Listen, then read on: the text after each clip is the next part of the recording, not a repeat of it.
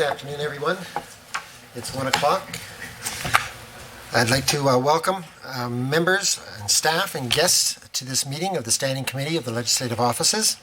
My name is Mark Smith, and I'm the MLA for Drayton Valley Devon and the chair of this committee. I'd ask that the members and those joining the committee at the table introduce themselves for the record, and then we will hear from those joining us remotely. So we'll start to my right. Hey, good afternoon. Glenn Van Dyken, the MLA for Athabasca Bard Westlock, Deputy Chair. Ron Orr, MLA for Lacombe Panoka. David Shepard, MLA, Edmonton City Centre. Afternoon, Lauren Dack, MLA for Edmonton McClung. Good afternoon, Raki Pancholi, Edmonton Whitemud. Good afternoon, Terry Churkwich, Law Clerk. Good afternoon, Nancy Robert, Clerk of Journals and Committees. Good afternoon, Jody Rempel, Committee Clerk. Okay, and we'll go to those that are online. Let's start with Mr. Loyola. Rod Loyola, MLA for Edmonton Ellerslie. Mr. Hunter. Grant Hunter, MLA for Taylor Warner. Mr. Panda. Good afternoon, Prasad Panda, MLA Calgary Edgemont. Mr. Rain, or Miss Lovely rather. She's disconnected. Okay. And is Mr. Tour online?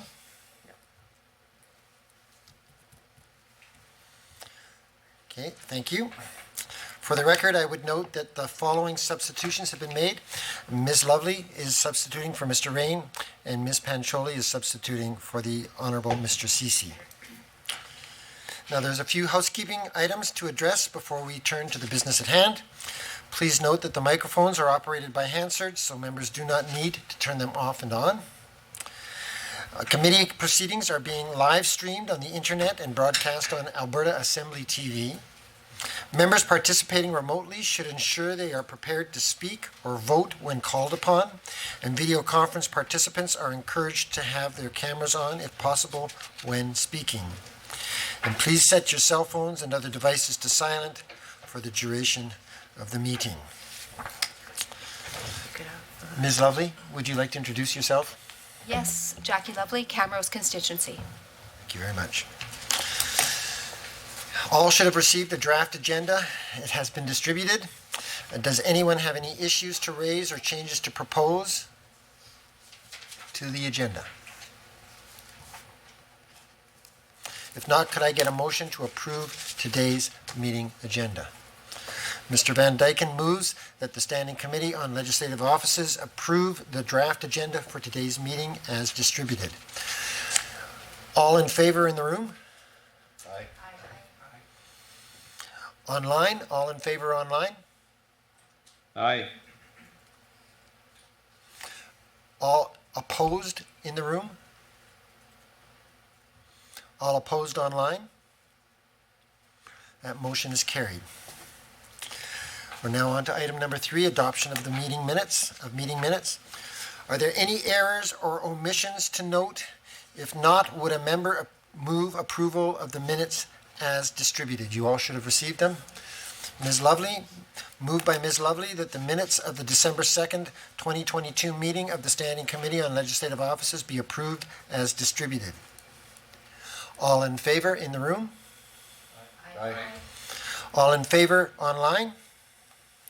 Aye. Any opposed in the room? Any opposed online? This motion is carried.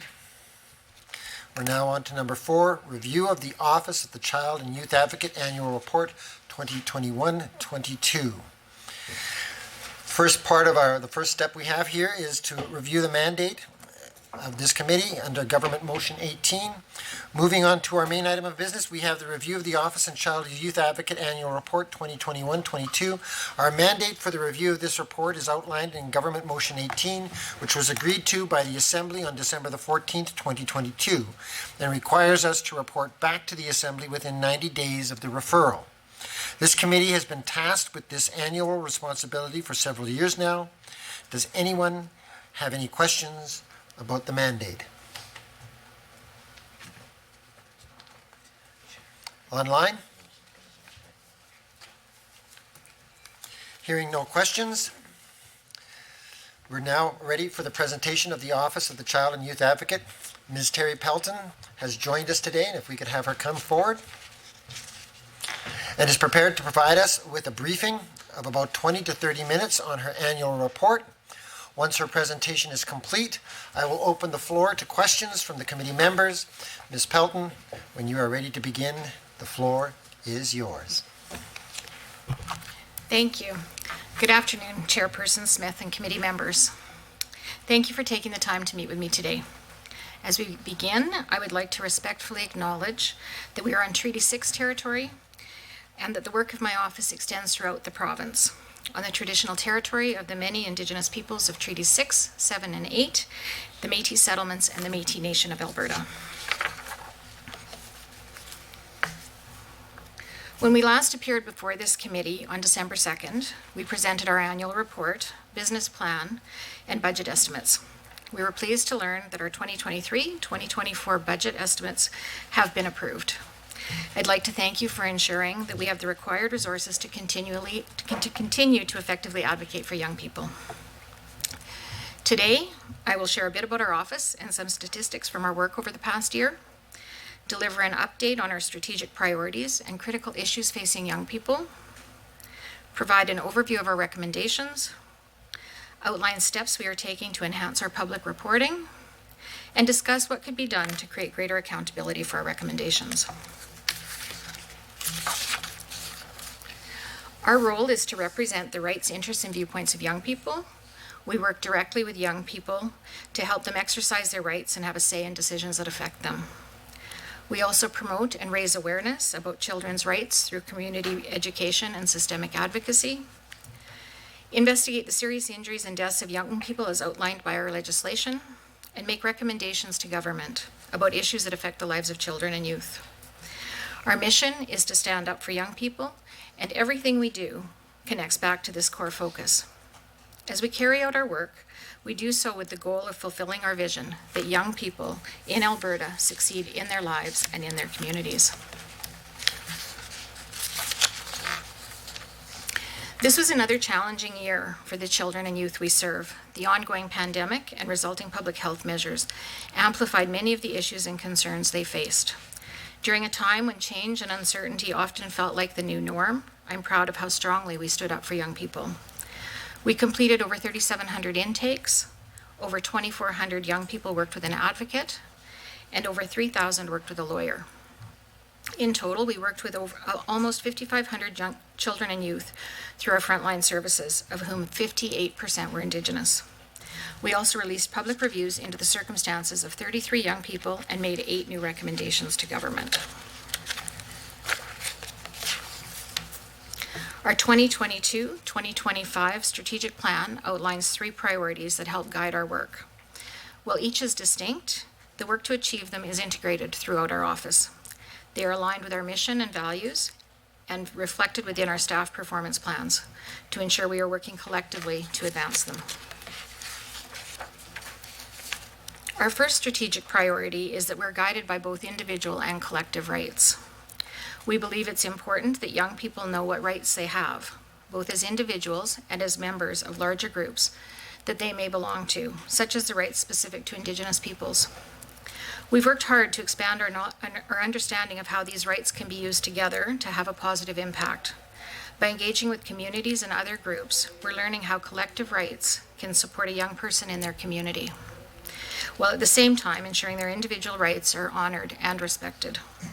Over the past year, steps we took to move this strategic priority forward included honoring the National Day for Truth and Reconciliation, hosting the Best Practices in Legal Representation online forum, which helped lawyers better understand and act respecting First Nations, Inuit, and Métis children, youth, and families, and their role in representing young people in legal matters, and facilitating a discussion session at our Youth Advocacy Forum that explored individual and collective rights.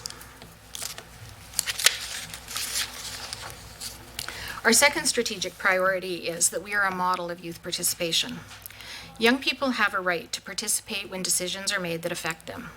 They tell us that when they're involved in these decisions and processes, whether they get what they were hoping for or not, the decision and outcome is better for them. We need to be authentic and be a model of how we expect others to have children and youth involved and participate. So we involve them in the work of our office as much as possible. This past year, action on this priority included piloting a youth engagement coordinator position to connect with and support young people interested in getting involved with our office, building the capacity and profile of our youth council, gathering youth feedback about our work, and employing 2 youth engagement interns with lived experience who worked on a number of projects.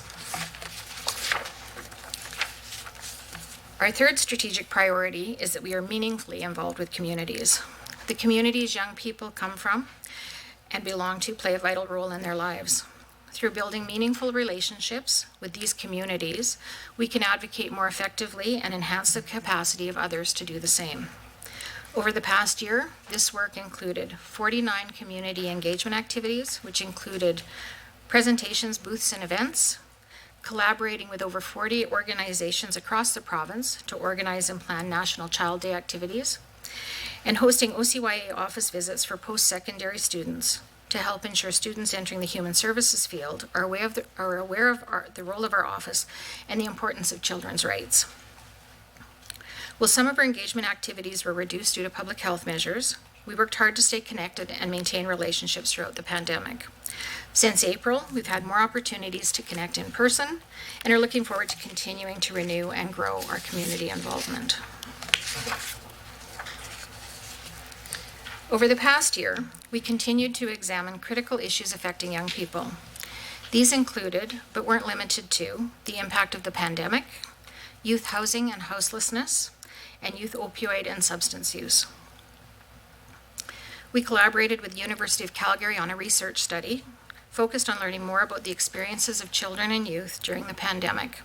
Young people involved with our office, as well as our frontline staff, were invited to participate in the project. Early findings of the research highlights that strong relationships were important to support young people through the challenges of the pandemic. We've presented on this research at several conferences and remain involved in the second phase of this project, which is looking at what is needed to help children and youth. The issue of youth housing and houselessness was a topic of conversation at our Youth Advocacy Forum in March 2022. The virtual event brought youth from across the province together to discuss issues that are important to them. I was alarmed to hear that many young people don't have a safe and stable place to call home, and it's critical that child-serving ministries address this issue. I also remain deeply concerned about the number of young people passing away from opioid poisoning. In June 2021, we released Renewed Focus, a follow-up report on youth opioid use in Alberta, which called for the development of a youth-specific opioid and substance use strategy. I'm pleased that the Ministry of Health and Mental Health and Addictions has acknowledged and is taking action to address the impact of the opioid crisis on young people. In November, the government announced additional funding for the virtual opioid dependency program, which hopefully is a positive step forward to help young people access the services and supports they need. However, there's still more work to be done. I'm very sad to share that the latest statistics reported by Alberta Health show that between January 1st, 2019 and August 31st, 2022, 393 young people under the age of 24 passed away in Alberta due to opioid poisoning. The number of young lives that continue to be lost highlights the urgent need for a full spectrum of youth-focused services and supports, and I'm hopeful that the government will fully action our recommendation on this issue.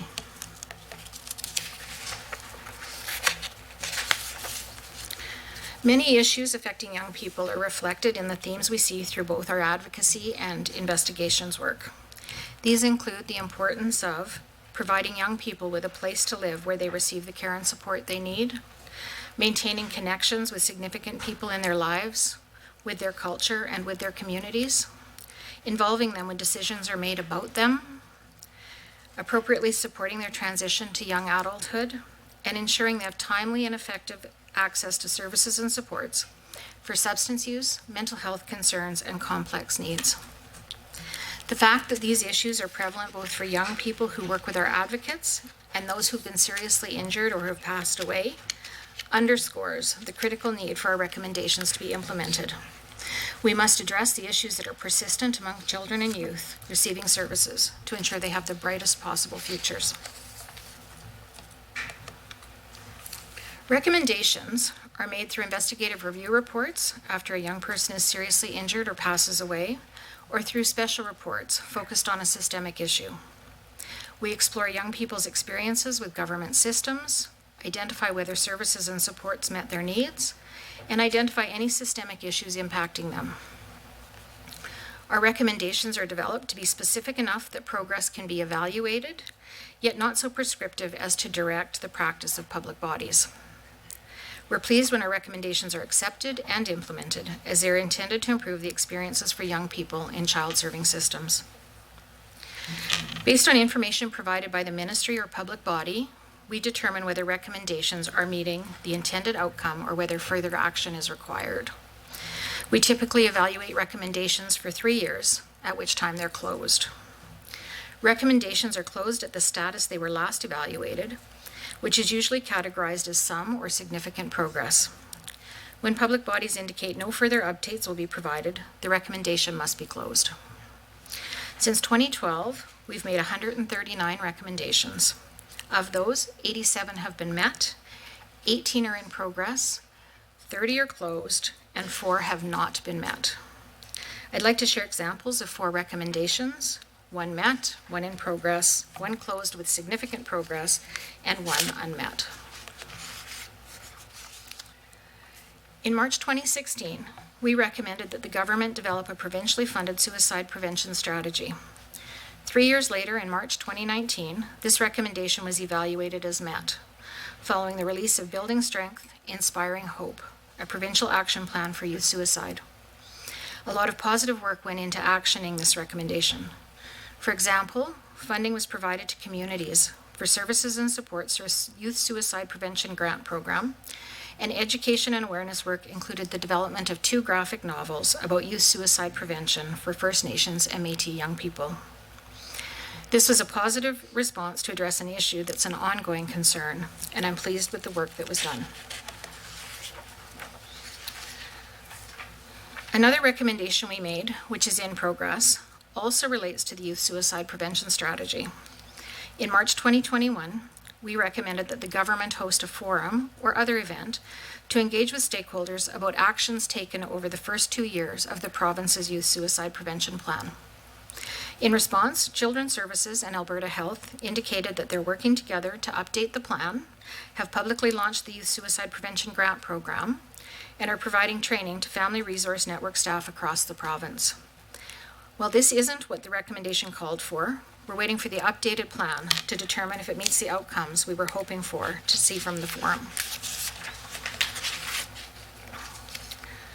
An example of a recommendation that was closed after 3 years comes from March 2016, when we recommended that the government improve provincial services and systems to support community-led strategies aimed at addressing Indigenous youth suicide. We saw promising progress on this recommendation. In addition to developing the provincial youth suicide prevention plan, the government developed the Honoring Life program, which supports First Nations and Métis communities in suicide prevention by building capacity in mental health, resiliency, and healthy lifestyle promotion. 33 communities applied for this program. However, at the time of our final evaluation, only 15 communities had received funds. Funding was committed for the remaining 18 communities, so while significant progress was made, the recommendation has not been fully met after 3 years. Our final example is an unmet recommendation that comes from March 2019, when we recommended the government should provide financial and organizational supports to frontline staff to have timely access to a variety of subject matter experts as needed. We also noted that this resource should be regionally tailored to reflect a young person's community. The ministry's response focused on policy and practice that was already in place and accessing 211. Although 211 is a good general tool, it will not give case-specific advice to help caseworkers address the needs of children and youth, and meets neither the intent nor the goal of this recommendation. The ministry indicated that they would no longer be providing updates, resulting in this recommendation closed as not met, even though the three-year timeframe had not passed.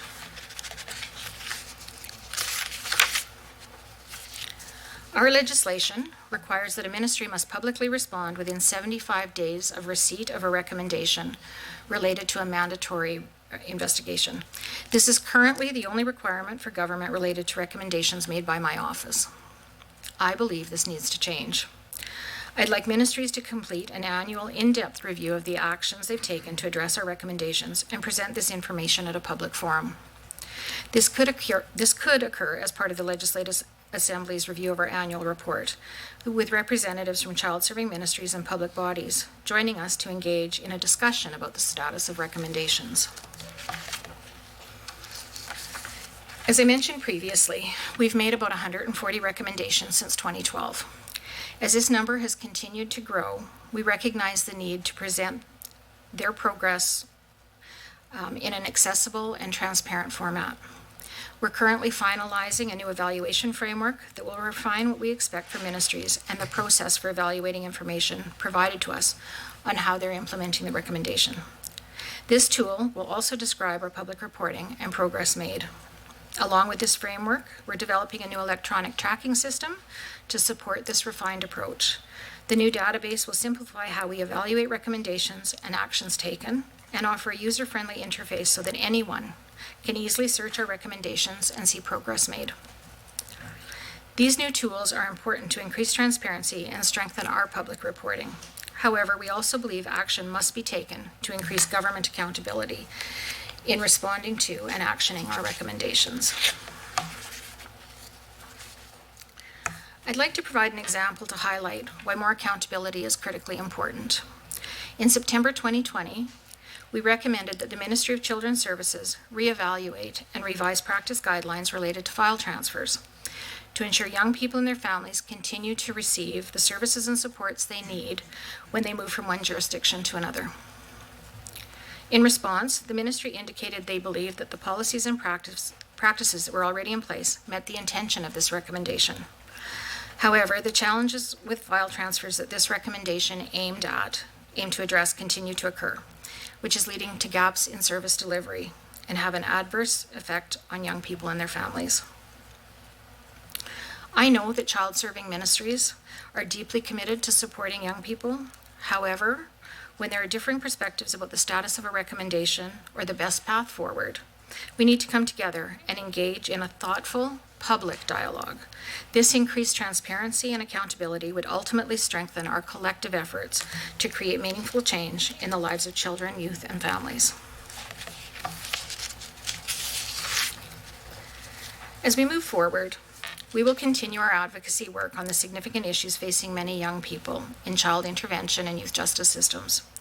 This year, we've been analyzing the trends and themes we've observed over the past decade of completing investigative reviews.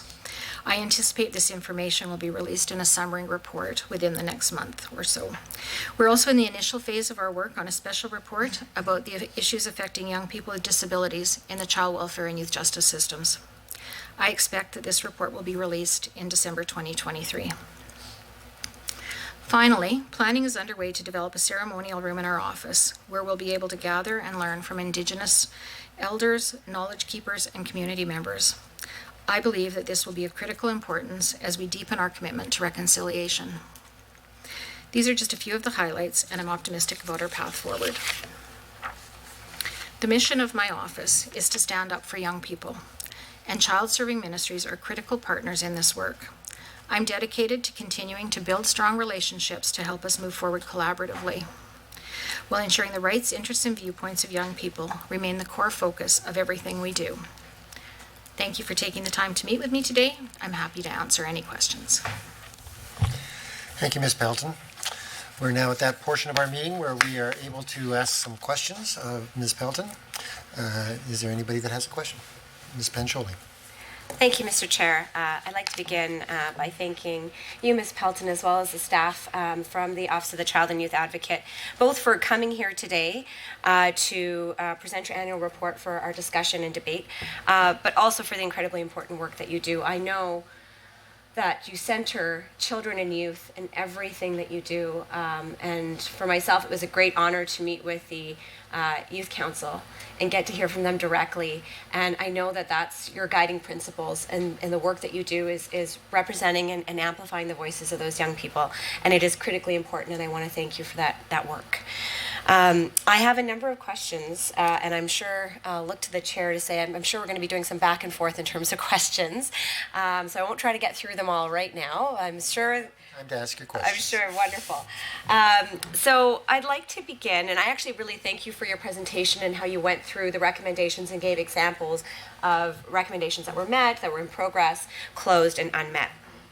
My questions relate to page 28 or 29, of your annual report, which goes through some of the recommendations that were closed during the 2021 fiscal year, which is under consideration. So you mentioned on page 29 that there were 24 recommendations that were evaluated during this year. 9 recommendations were closed, and 6 were closed as Children's Services considered them completed and they would no longer be providing updates. However, your office does not consider them to be met. And you don't need to, I guess, list them all out here, but I'm wondering if you could give, maybe table at another time for this committee, or maybe give a brief overview of the recommendations that you closed under this category, that the Children's Services said they were met, but your office did not believe they were. I will have to get a written response to that. I have the 4 that were not met over time, but I don't have the other 2, and I'm not sure which 2 they were. Thank you, I appreciate that. And so the four that were not met, would you perhaps go through those? Sure. One was from a report, a young man named Lucas. And Lucas was released he was one of the mandatory reviews in June of 2020. And the recommendation was for child intervention to increase the availability of whole family residential treatment program within the province for young people and their families. This young man and his family had attended a residential treatment program for their whole family out of province. And it was a very good experience for them. And when the investigators talked with his family and with the caseworkers, and we did some research, we really felt strongly that it would be helpful to have a resource similar to that within the province of Alberta. And the Children's Services responded that they will not accept this recommendation. Their public response said that their preferred approach is to work with families in their community and with their natural support network, but they would continue to refer families to specialized programs where that type of program is suited to the specific needs of the child and family. So although our practice is that our investigations managers meet with the affected ministries prior to making a recommendation so that we kind of talk through what we're thinking, but clearly they don't agree that whole family residential treatment is required in Alberta. So that was one of them. He was 16 and he died of hypothermia. The second one is from Cooper, also that was in the mandatory report from September of 2020. And that's the recommendation that I spoke to in my presentation about file transfers. And what we've seen over the years and continue to see, whether it shows up in an investigative review or if it's young people that advocates are working with, for some reason, even though there's policy and practices in place, transferring files is not simple, whether it's within the province, whether it's outside the province, whether it's in the city. There always seems to be some kind of little glitch, even though there are clear practice guidelines, but I believe they need to be revisited. And they felt that what they had was adequate. I don't agree with that. The third recommendation was from a mandatory report that we released in March of 2019, and it was Andy. Andy was 15 years old when he died from fentanyl poisoning, and he'd been adopted by his foster parents when he was 8 years old. The recommendation was that child intervention coordinate with family supports with children and disabilities to implement a system that monitors the numbers of children placed in respite at any given time in a foster home so that young people receive the care they need. And numbers of children should not exceed the caregiver's capacity. What we found with Andy is his adoptive parents were well known in their community, both through FSCD and child intervention, and frequently had children placed with them through respite, which isn't recorded in a formal way. And so at times there were up to 12 children in this home. And I believe, as the Director of Investigations at this point, that there needs to be a better way of knowing how many children are in a home at any time. And so their response was they indicated that they wouldn't provide any further updates. They felt that their intent of the recommendation had been met and they weren't providing any further updates, that the policy they had in place was adequate. And then the fourth recommendation, further, I guess their response included that Children's Services and Community and Social Services took some steps and reviewed policy and procedure with staff as well as a tip sheet for FSCD parents. And then they indicated that they had accepted the intent of the recommendation but would provide no further updates.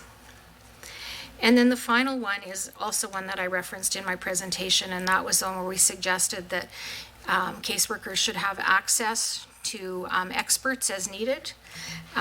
So when we do an investigation at my office, we pull a committee of subject matter experts together before we finalize our reports. And we found over time that it's really, really valuable because we're not psychologists and we're not Indigenous elders. And so when we're able to talk to those folks, it informs our work. And so the suggestion is that would be helpful for caseworkers, that we've been blessed with the ability to do this, and we believe that caseworkers should as well. And their response was that 211 and being able to call 211 should meet that. So those are the four. I'm going to go to the government side here. Mr. Van Dyken. Okay, thank you. And thank you for coming to meet with us today and inform decision-making going forward.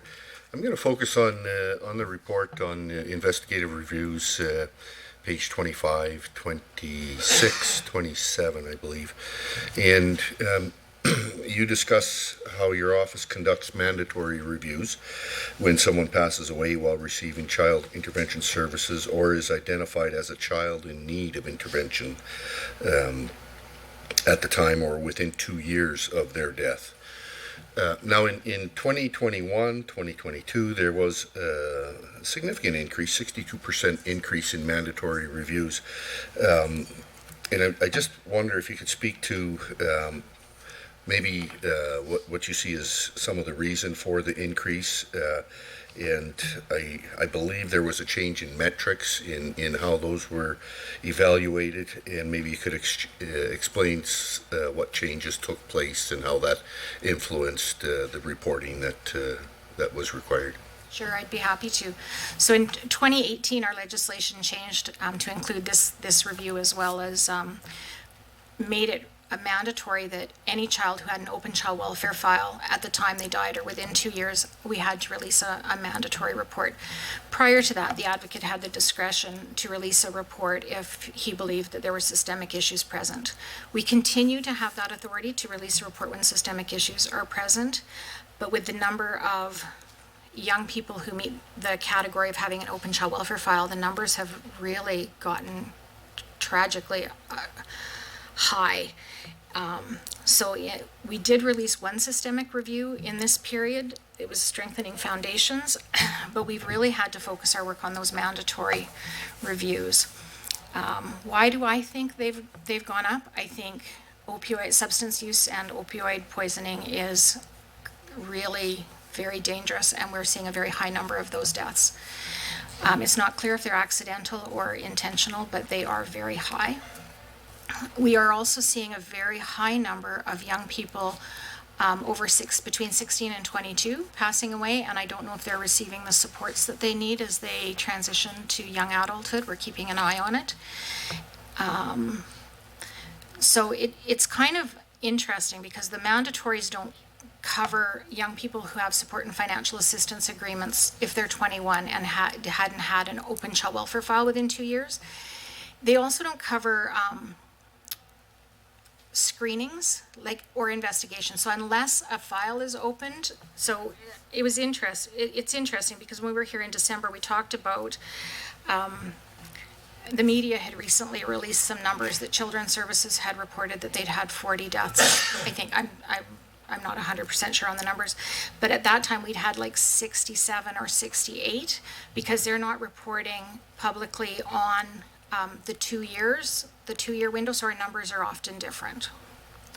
I'm not sure if I answered exactly your question. I just need a little clarification because you didn't really answer the question about the changes in the metrics, mandatory versus discretionary, and how that might have influenced the numbers that we're seeing. Whereas now it's mandatory to actually report, whereas previously the advocate had the ability to have discretion in what was reported. So I'm just curious if you have any kind of understanding on how, with the metrics changing, how that influenced the numbers. I don't believe it did. So we would have received the same number of notifications of deaths. The metric that would have changed would have been the number that we're required to do a public report on.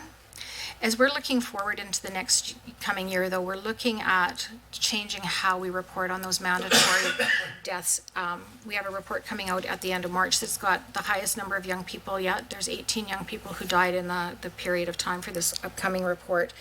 And I think it's important that the public really understand how many young people are passing away and who have been involved in these systems and what are the issues that we're seeing for them. But I don't have, the metrics I don't think has changed. Okay, thank you. Ms. Pancholi. Thank you, Mr. Chair. So just to pick up on that, I think what we're hearing, of course, is that the mandatory reporting of the deaths of young people and children who are receiving child intervention service has been required since the change in 2018 when, and that's when the mandatory reviews had to take place for the Advocate's Office. What we're seeing, of course, in the 2021 year, as you've noted, Ms. Pelton, of course, is that number is extraordinarily high and tragically high, and that, of course, your mandate is even broader than what is required by government reporting. So government reporting that we see that is publicly made available only talks about those children and youth who've died at the time that they are receiving services. Of course, your mandate is a little bit broader and includes a child or youth who would have been receiving services within 2 years, which is why we know that the numbers are even higher than the ones that are publicly reported by government. I wonder if we can speak to a little bit about that during this 2021 fiscal year that you're reporting on here and how extraordinarily high those numbers were. During that time, as you've noted, a significant portion of those young people were those who were aging out or transitioning out of supports or out of care, which were and they were receiving, most of them receiving supports and financial assistance under that program. 2021 is also the year, of course, where we saw a lot of fluctuation and change in that program, resulting from changes that began in 2019, right? The change in the eligibility age dropped down to 22. Then, of course, there was court proceedings which put an injunction on that and prevented that change from going forward. Then, of course, the pandemic hit, and while the injunction was lifted, the ministry said, "Oh no, we're not going to make changes to that program now while we're in the middle of the pandemic." 6 months later, which was 2021, summer of 2021, is when they actually did start to transition young people off of the program. What we don't see, and I'm wondering, because of your office's role as being a key place where young people go to be heard, and I know you speak with your youth council obviously quite regularly as well. What I don't know from the statistical reporting that we see is, because of that fluctuation in the programming and supports that were available, there may have been a lot of young people who, it's a voluntary program going on the Supports and Financial Assistance Agreement program, right? They choose to be on it. They have to sort of initiate that with the ministry and their caseworker. Do you have a sense of how many young people were, for lack of a better term, were sort of lost in that system? That they may have been on the program, thought they were being transitioned off, then they're not being on. Like, were you hearing from those young people who were not sure, I guess. I'm unclear as to whether or not they would receive supports. And what's the feedback that you heard from those young people? At that time, we certainly did hear from some, but we have to remember that my office hears about those who aren't happy with what's happening. And so proportionally, there clearly were some that were satisfied with the transition because there was many that we didn't hear from. But we did hear that there were some people, young people concerned that they might not have their rent paid the following month. It all seems to have been addressed at this point. The advocates are keeping a close eye on it, and the TAP program has I think it was rolled out in October, so it's still a pretty new program that we're waiting to see how it unfolds. Follow-up, go ahead. So kind of two-part follow-up on your response there. First, I'm going to sneak it in, Mr. Chair.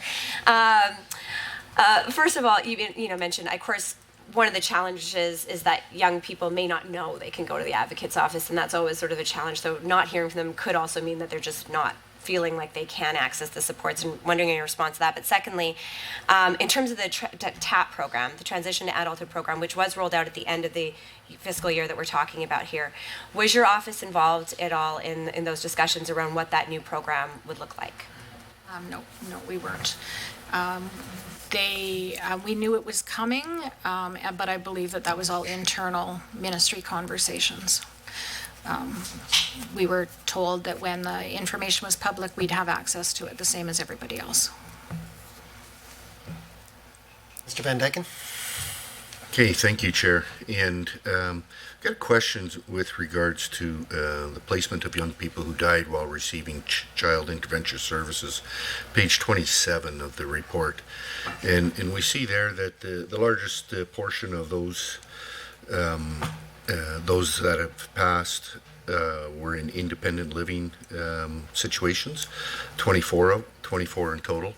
And just wondering if you could maybe allude to why do we see higher risk? Maybe it's not higher risk. Maybe the numbers there's more in independent living than that are in other types of care, but that we see more of the deaths occurring in independent living situations. I think this speaks to the issues of young people transitioning to adulthood. This was also in the period during the pandemic where services weren't, there was more isolation for everybody, but for young people who were maybe in an apartment on their own, they didn't have the same supports that they previously had. So I think for sure the pandemic impacted this. It's really quite striking and concerning the number of, because these would have been young people who had support and financial assistance agreements or were at the very tail end of receiving supports from the government, because it's usually a stepped process, right? They're in foster care and then they're moved into independent living as they're ready for it. But yeah, it is a very concerning number.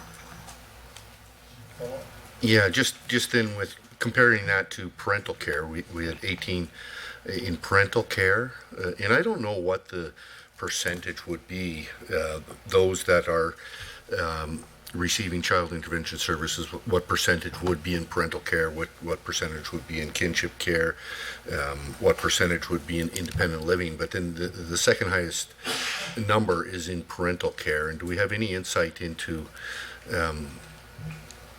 possibly where we're falling through the cracks on the parental care side of things?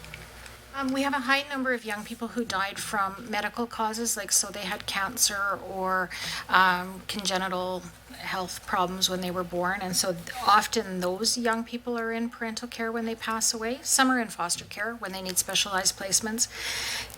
I think sometimes children are returned to their parents or not taken from their parents, and I fully believe that children should stay with their parents as much as possible, that where we need to shore up services is to provide supports with their family rather than taking them away from their family. I think sometimes assessments maybe haven't been regular enough, or there's been closed investigation and then another file opens. But I don't, without getting some more information for you, I can't say how those 18 young people passed away. Questions? Ms. Pancholi?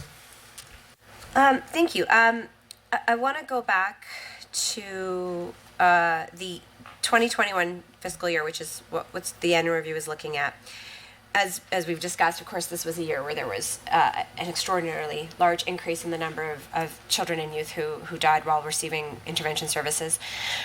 During that time, and I'm kind of going to, I realize this is predating your role as the advocate, but I know, Ms. Pelton, of course, that you were heavily involved in the office for quite some time. And but during that year, are you aware of conversations that were initiated from the ministry as those numbers were increasing? Like, was there any sort of increased engagement? I know there's regular communication that happens, just standard communication that happens between the advocate's office and the ministry. But did the issue of the increase of number of deaths in children in care become something that was either a subject of a standalone conversations or were measures considered that were extraordinary? That were those conversations happening between the advocate's office and the ministry? That's a difficult conversation because an answer. I'm not from an executive director role to the senior leadership at the ministry. No. And so I think at one point there's certainly an acknowledgement of the high numbers, but I don't know if there was a conversation about, is there something that we can do differently to reduce this? Thank you. So given that, and of course we've noted already the increased number of young people under the SAFA program, I guess I'm wondering, was there further conversations, again, maybe you can't speak to this, but about the question of whether it was the right time to be lowering the age of eligibility for the SAFA program? Some jurisdictions, as you may know, or have discussions about, should we increase the age? I've heard some discussions in other provinces where they're talking about, the age actually isn't really, setting one age is not actually the ideal cutoff. I mean, we should be talking about where is that young person at. We know that the brain is developing differently, and especially for young adults who didn't have access to supports and may have witnessed trauma and addictions and all those issues, they need more time. And so were there conversations, given the numbers that were rising, between the Advocate's Office and the Ministry about reevaluating the eligibility age of the SAFA program? I believe that we expressed our concern about the age being lowered, but I don't know that it was resolved. There was a decision made, I think where we ended up was we'd keep an eye on it, and as we were concerned, we'd raise more issues, but it wasn't a decision that we were part of. We were told that it was a decision that was made. Okay, thank you. Is there anyone else with a question? Mr. Hunter, I think I heard that you were wanting to. Yes, please. Can you hear me, Mr. Chair? I can, yes. All right, thank you. Through you, Mr. Chair, to Ms. Pelton. Any over-representation of Indigenous peoples in such tragic situations is of great concern for not just our government, but every Albertan. And I was deeply saddened to read that 74% of those who were injured or died this past year were Indigenous, constituting a 38% increase from the year prior. So one of the questions that I have is, do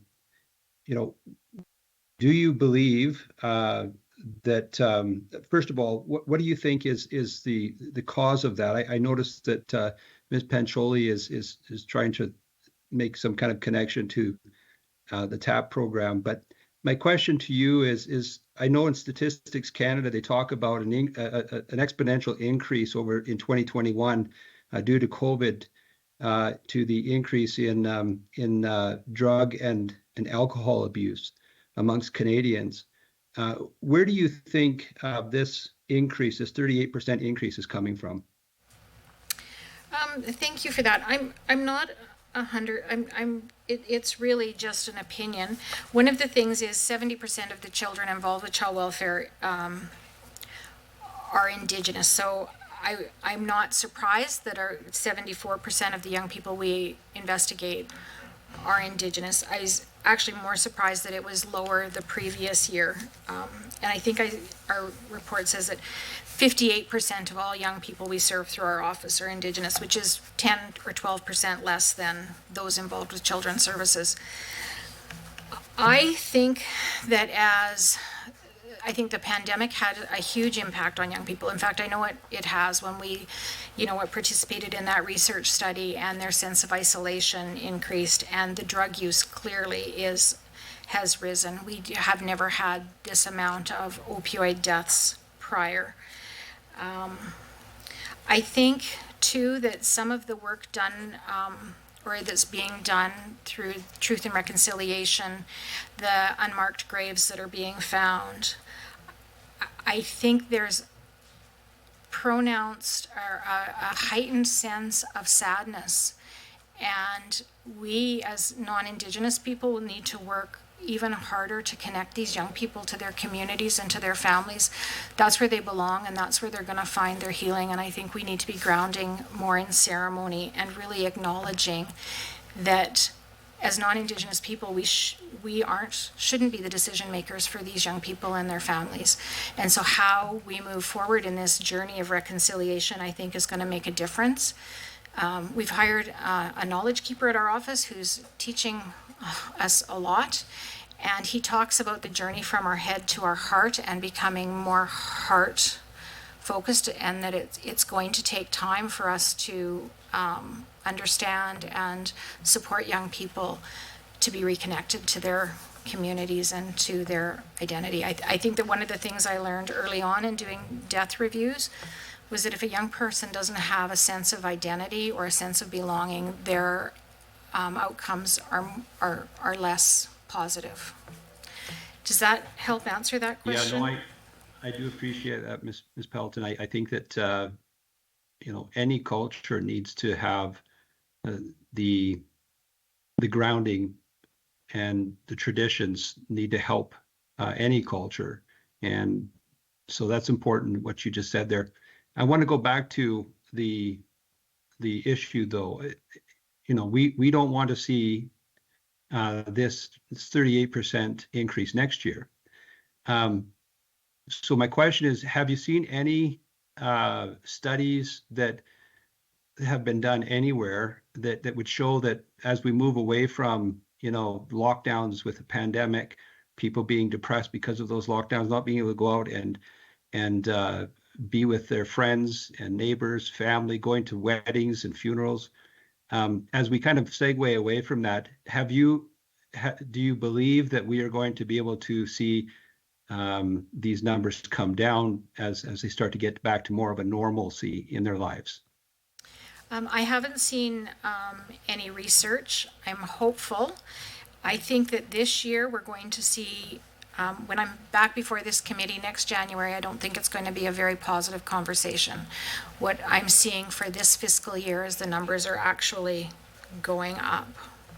So I'm hopeful that as we have conversations about why we're at the numbers we're at, which just for your information, as of the end of between April 1st and the end of December, we had 67 notifications of deaths and serious injuries, with still 3 months to go in this fiscal year. And of those, 50 were Indigenous. So I'm very, very concerned about this year and the opioid use particularly, which is why it seems like I'm raising it at every opportunity I get, because I really do believe that young people need a different strategy than adults. And I'm hopeful. So short answer to your question is no, I haven't seen any research, but it's something that we'll be looking into. Ms. Pancholi? Thank you, Mr. Chair. And I just actually would like to pick up on that line of discussion. And certainly, as we've noted before, you've mentioned 67 notifications so far. And formally on the government website, we're already up to 36 deaths. So yes, it looks like this year is not going to be much better, if in fact it looks like it's going to be worse. So let's go back to that conversation around the youth opioid strategy, because that was a recommendation that your office made. And I guess you mentioned in your opening comments, of course, that there has been a program that has been announced by the government, but it still is an important step for sure. But your office has been pretty clear about the need for a youth opioid strategy, and the questions we're hearing coming from the government side reinforce that when there's all these questions about, well, what's the cause or what's happening, what we're seeing is, and the stats have been, and I think Albertans have been speaking out, and I know we as the official opposition have been raising the alarm on this, that it is about drug poisoning significantly, not solely, but significantly. And I wonder if you can tell me, in terms of the response, because you would have, I guess, received by now a formal written response within the 75-day requirement from the government. I know Children's Services had said, in response to this recommendation for a youth opioid strategy, they've said this is not our responsibility, it's Alberta Health's responsibility. And so I'm wondering if you can share what has been the response from Alberta Health around why they are not accepting and moving forward on a youth opioid strategy.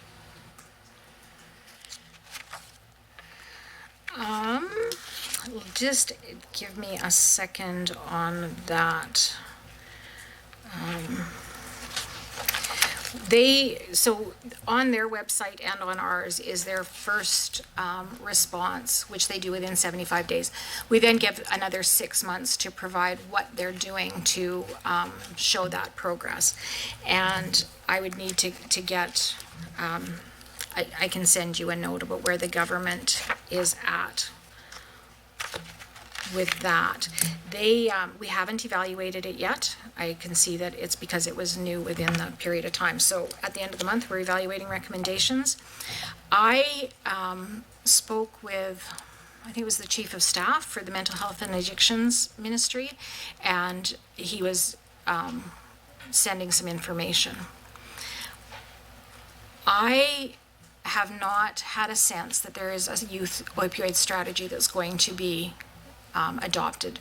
When we met with the original report, the ministry's Emergency Opioid Response Commission, this is several years ago now, indicated that the work that they were doing for adults should be sufficient for young people. And so we'll see what comes in at the end of the month. The virtual opioid dependency program, I am hopeful that will be good for young people. The commercials I'm seeing on TV seem to be pretty targeted on adults, and so I'm not sure. That's why I say I'm hopeful. I think for young people, we need to have that full spectrum of services. We need to be talking to them in schools at a very young age about what drug use is, and whether it's their parents that they're seeing or their friends at school, we need to have education for young people from a very young age. We also then need, from prevention, we need education. As a grandmother, I stumble on this one because I think harm reduction also has to be part of the full spectrum of services. But it worries me because if that was my grandchild, I'd be horrified that we'd be considering harm reduction. At the same time, if it kept my grandchild alive, I guess I'd want to consider it. So I don't know all the answers, but I would hope that we could have that full spectrum. And then, recovery-oriented treatment, for sure. We need that too. And then we need aftercare, and we need to support young adults to be successful and to feel positive about themselves. And so I am hopeful that we'll get to a provincial strategy.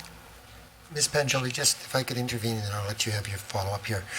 If you were going to be sending forward a written response, could you please put it through our committee chair or clerk, and then she could put it on the website so that all could have it, okay?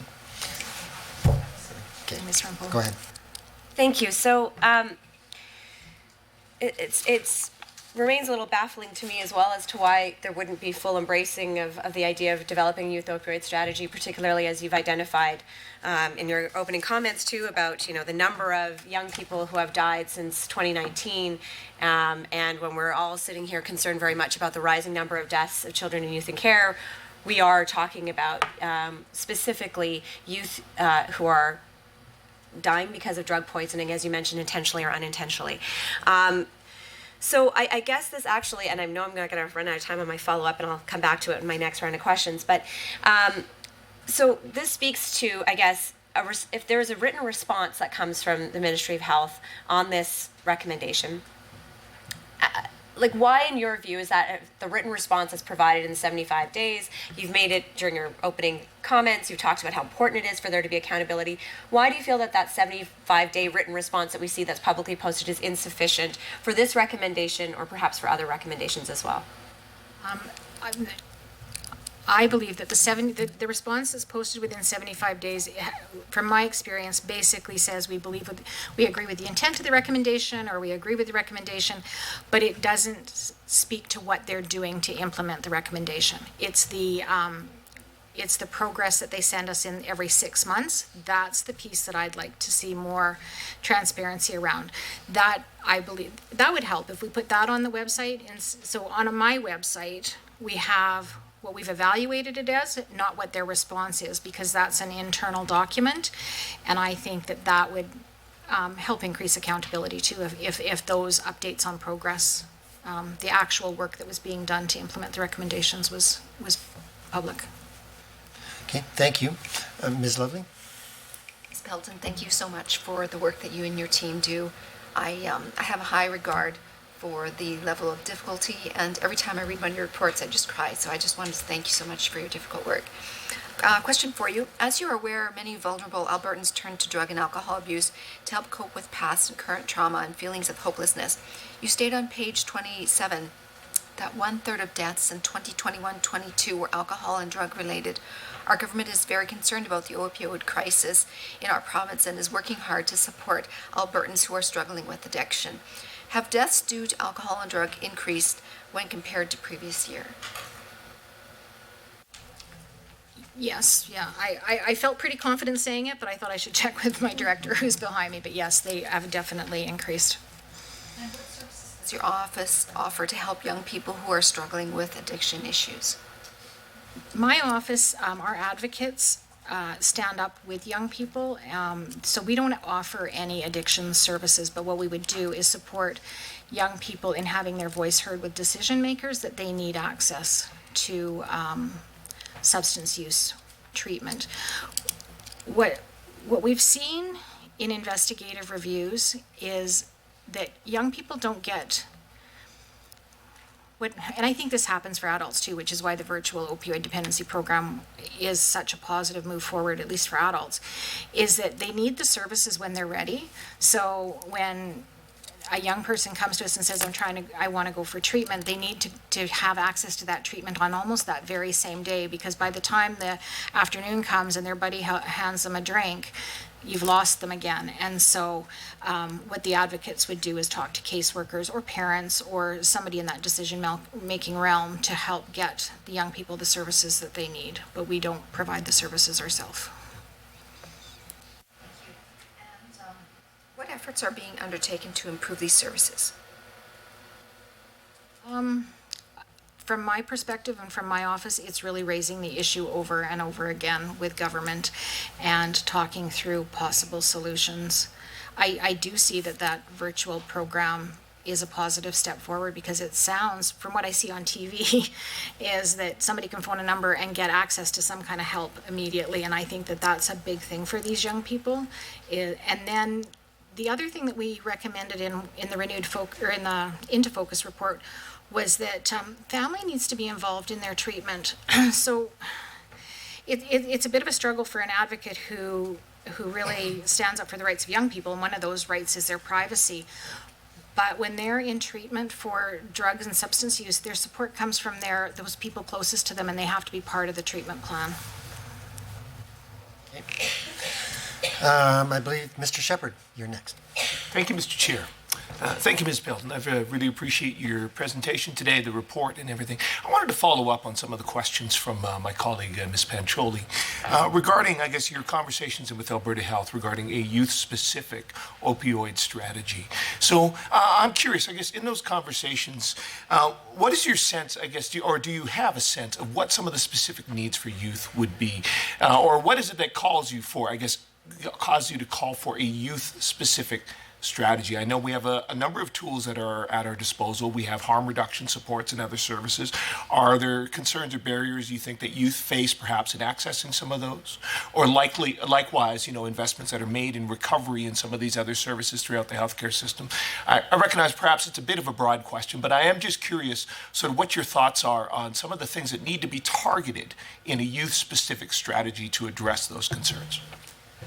I believe that one of the things that needs to be first and foremost is the developing brain. So a young person's brain is at a different place than yours or mine, and that brain is still developing until about 30.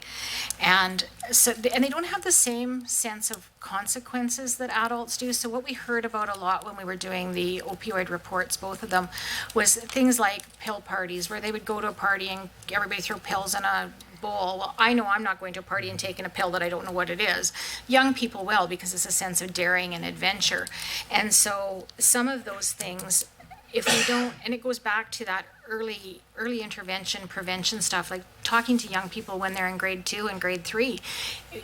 I'm not saying that they need to have the same level of information as a young person in grade 10, but they're living in some of these homes where these drugs are available, and just to be aware of what the consequences are.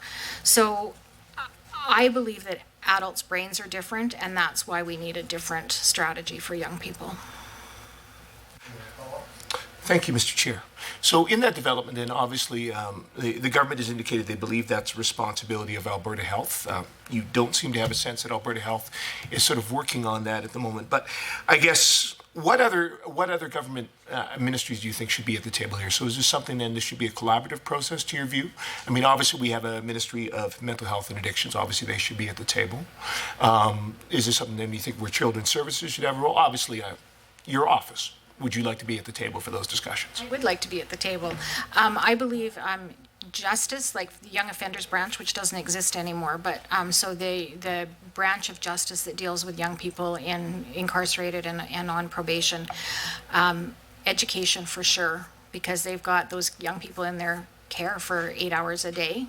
So justice, education, health, community and social services, mental health and addictions for sure.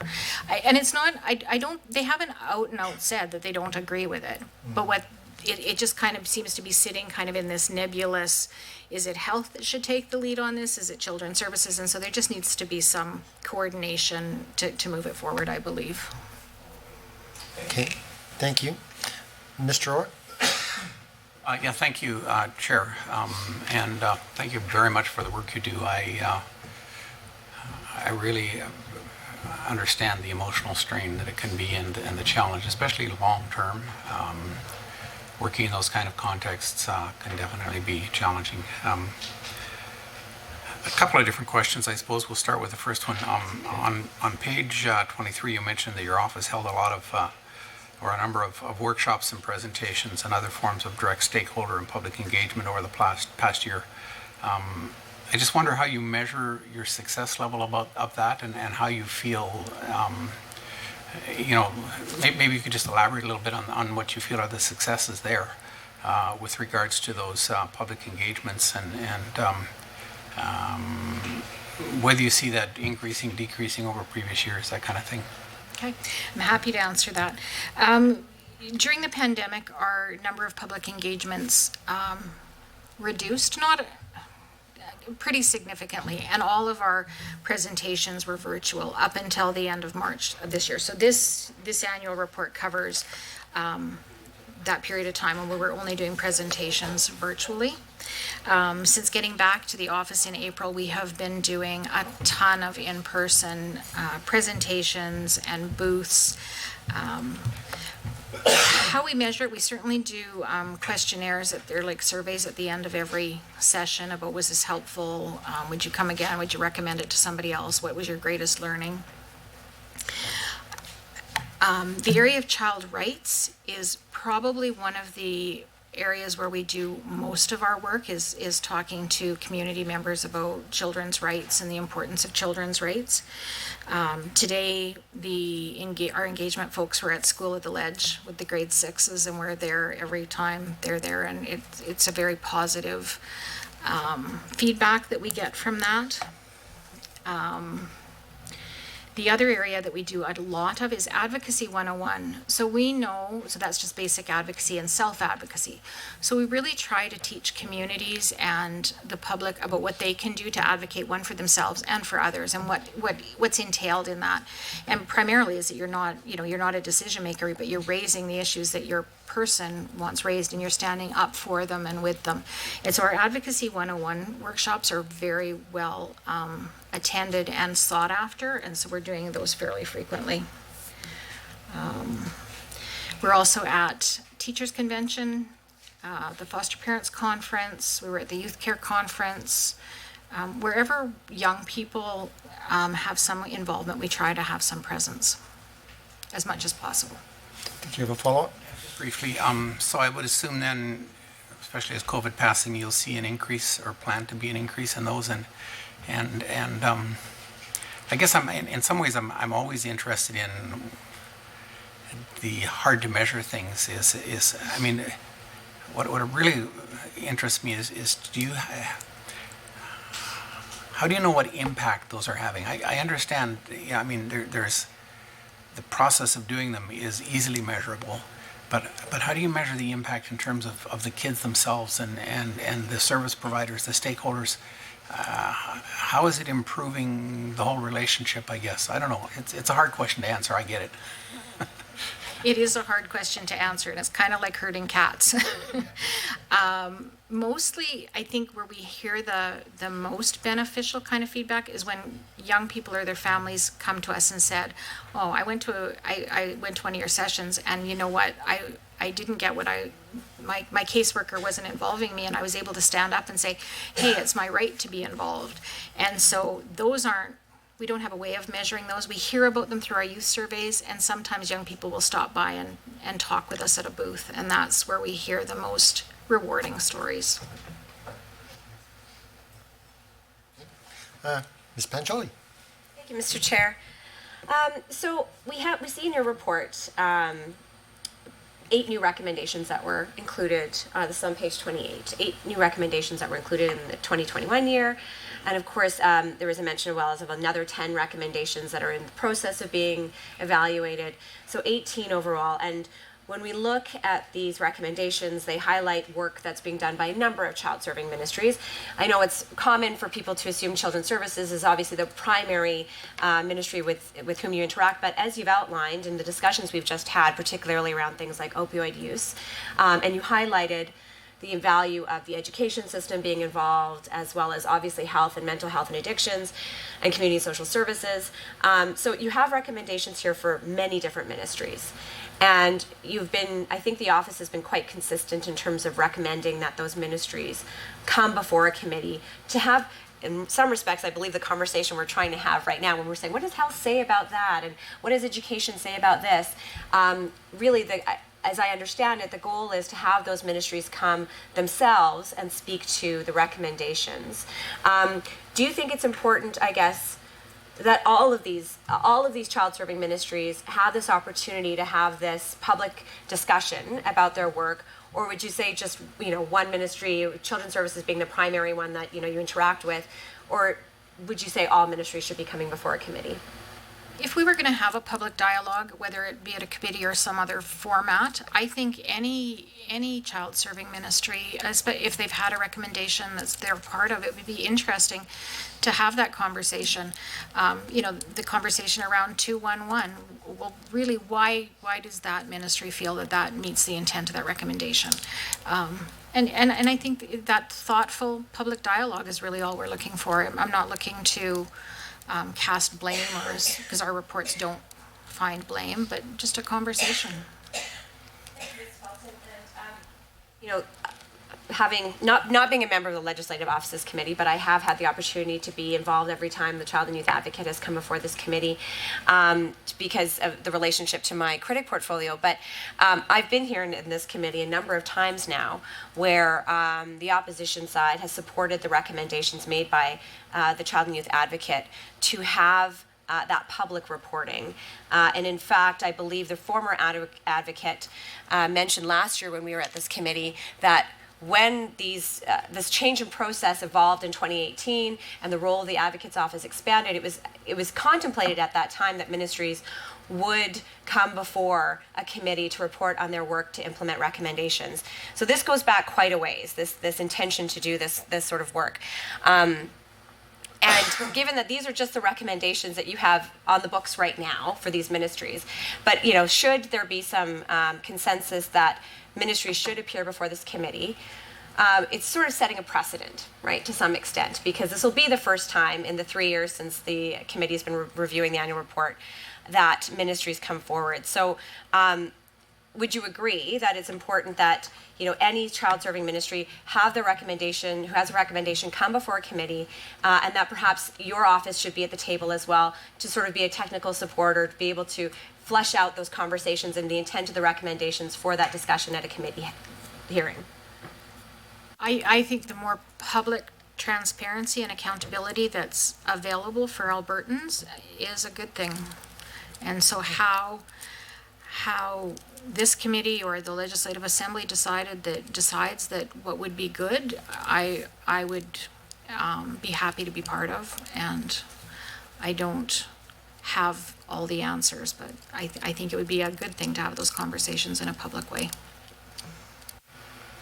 Okay, thank you. Ms. Lovely? Aside from substance abuse, mental health is another crucial issue that disproportionately affects vulnerable Albertans. I was very sad to see that many young people passed away tragically due to suicide over the past year in your report. I didn't see a share of total deaths attributed to suicide, and I was wondering if you could provide more information on how many of these deaths occurred in 21, 22 due to suicide.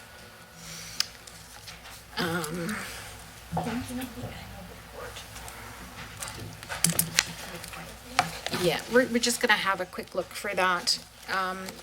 One of the things that's also in the annual report is at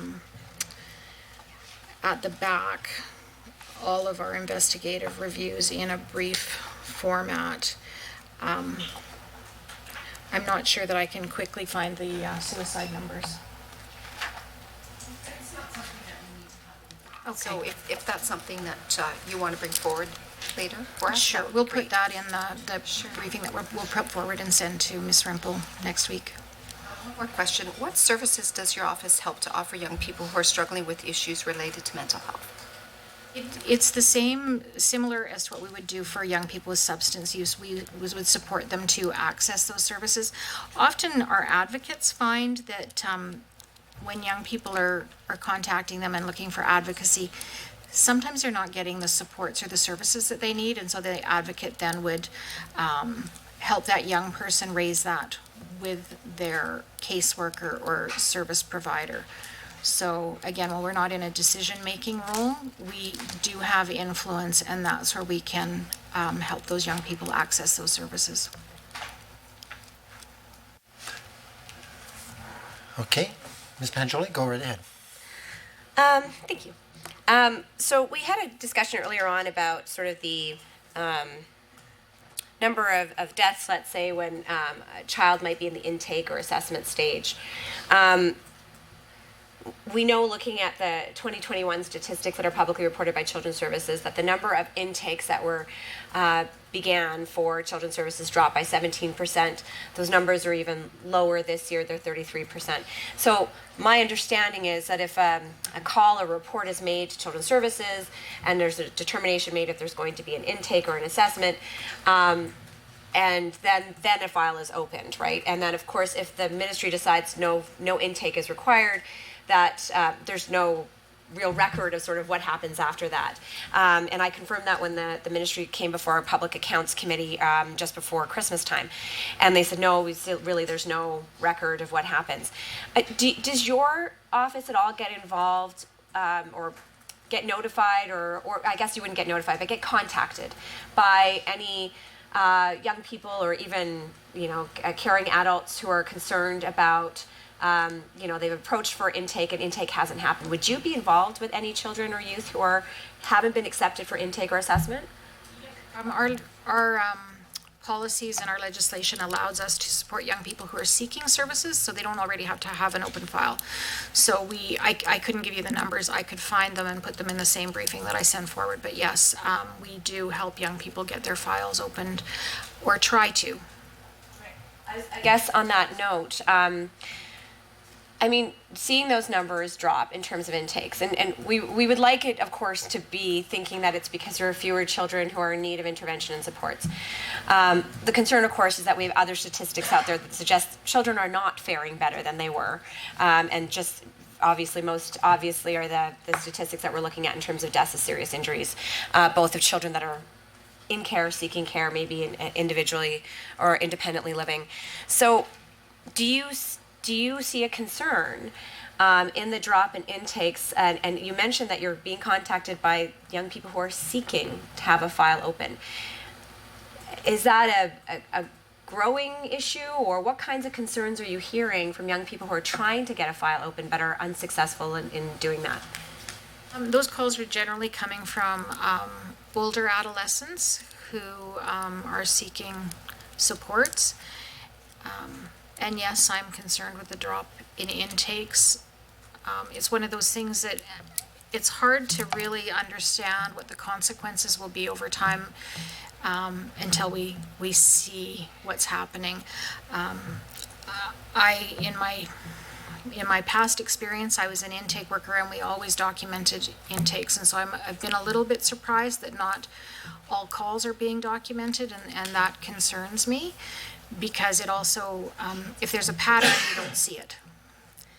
And I've said a number of times, we did a report a few years ago called Catherine, and she was a young woman who died by suicide, and her family were seeking services and just being, sent back to the hospital. And the recommendation we made was that if families don't have anywhere else to turn, and Children's Services is where they turn, they should get help. And I've said for years, and you know this, nobody wants Children's Services involved in their family. So if they're calling Children's Services for help, it's because they're on their last. They really need help when they're making that call, because nobody wants the government involved in their lives. Thank you. I believe Mr. Hunter, are you next? Yeah, can you hear me? Yes, we can. Thank you. Proceed. Okay, thank you. Mr. Chair, through you, my last question that I have for Ms. Pelton is really, I wanted to understand, I was asking you about, if you knew any studies or seen any patterns in the past about, how COVID has affected drug abuse, alcohol abuse, suicide amongst youth, and whether or not this, as we move away from COVID lockdowns and get back to some normal life, that we would be able to have a better situation for our kids and for our youth. So I guess my question is, have you done any cross-jurisdictional analysis of other provinces, other areas, in terms of child and care death stats?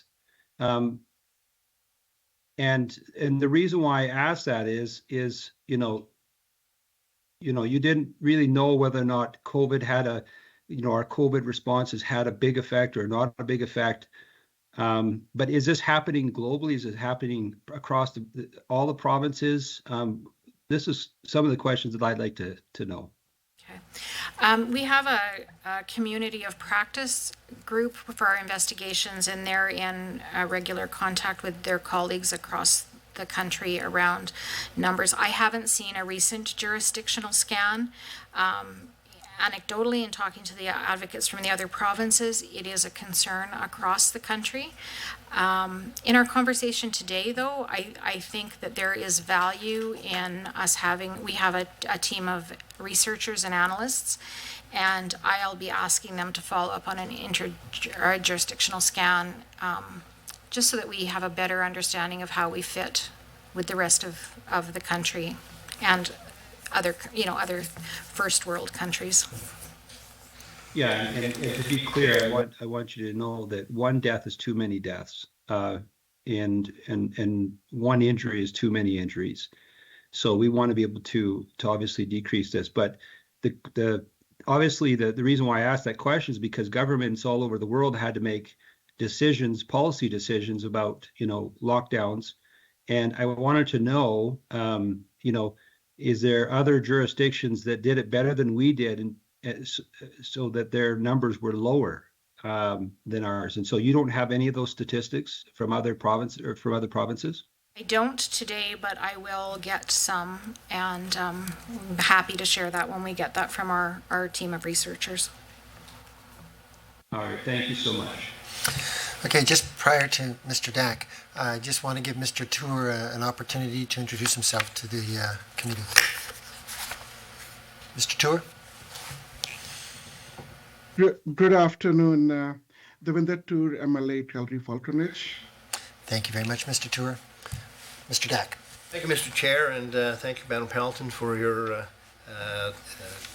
in-depth responses so far today. I do have some questions that I think might be occurring to members of the public as they are also listening today, and it's quite often the standpoint that I take when I do listen to presentations to this committee.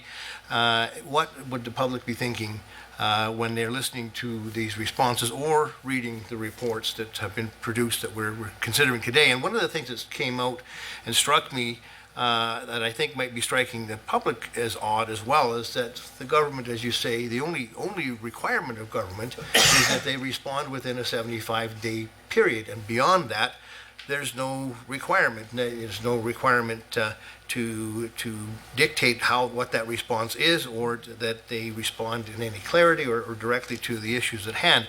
So what leads me to question more in depth is the further comments that you made about what recommendations needed, how the recommendations needed to be responded to. For example, you indicated that after 3 years, evaluations are closed. In other words, whether progress has been made or not, whether the recommendation has been met or not, the recommendations are therefore closed. And also, you indicated that when the body indicates no further update will be provided, then the recommendation is closed. In other words, a ministry says, well, we don't have anything more to offer, goodbye. And so I think the public would be astounded to know that a legislative officer has no teeth to enforce the accountability of the ministry. And that's one of the themes of your presentation today that's screaming out at me, is that the ministries have no shame in either disregarding you or not responding to your recommendations. And that, I think, defeats the purpose of your office. And I know I've served on the Public Accounts Committee, and certainly the Auditor General wouldn't take no for an answer. Those recommendations of the Auditor General from his or her annual reports go on and on and on, and they stay on the books until there's a response, and sometimes 5 to 10 years later there's outstanding recommendations, and there's a bit of a shame game going on there to in fact get the ministry to finally respond. So one thing we talked about today in the committee would be to have ministries appear before this committee so that we can hopefully enforce some greater level of accountability in response to your recommendations. That's one element we've discussed. We can maybe expand on that a little bit. What other things can we do, should we be making recommendations for government to do to ensure that the ministries are more accountable? Because certainly disregarding the recommendations is no value. It's a waste of everybody's time. These ministries need to respond. Getting them to appear here may be one way to help do that. What other teeth would you like to have in your arsenal? One of the things with our legislation is our recommendations are non-binding. I don't know if the answer is to make them binding, or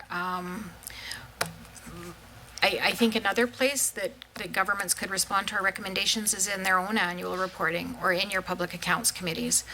The problem with making a recommendation binding is if it isn't implemented kind of in a timely manner, times change, policies change, the recommendation may not be as relevant as it was when it was made, which is why we determined that after 3 years, we should probably close them, because what we see in our work is the same themes emerge over and over and over again.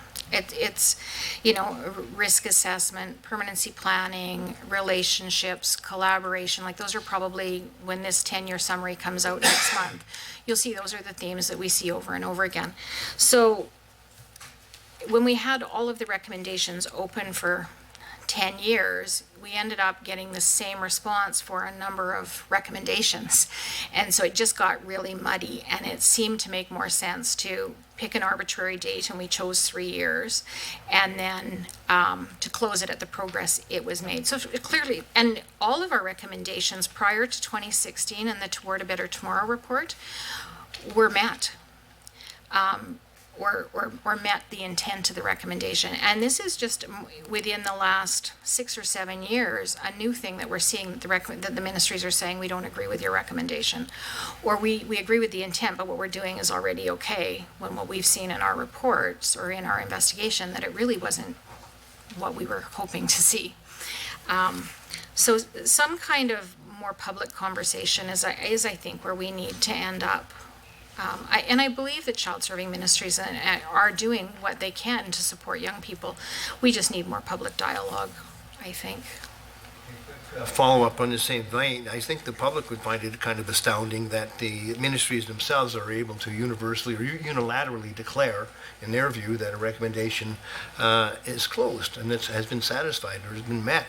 And that's certainly not something that happens in public accounts. It's the Auditor General who decides and has the authority to declare an outstanding recommendation met or satisfied. And I'm wondering if there is anything in the legislation that gives this unilateral authority to ministries to declare unto themselves that they've satisfied the recommendations that you've issued. Where does that unilateral authority come from, or is it just made up?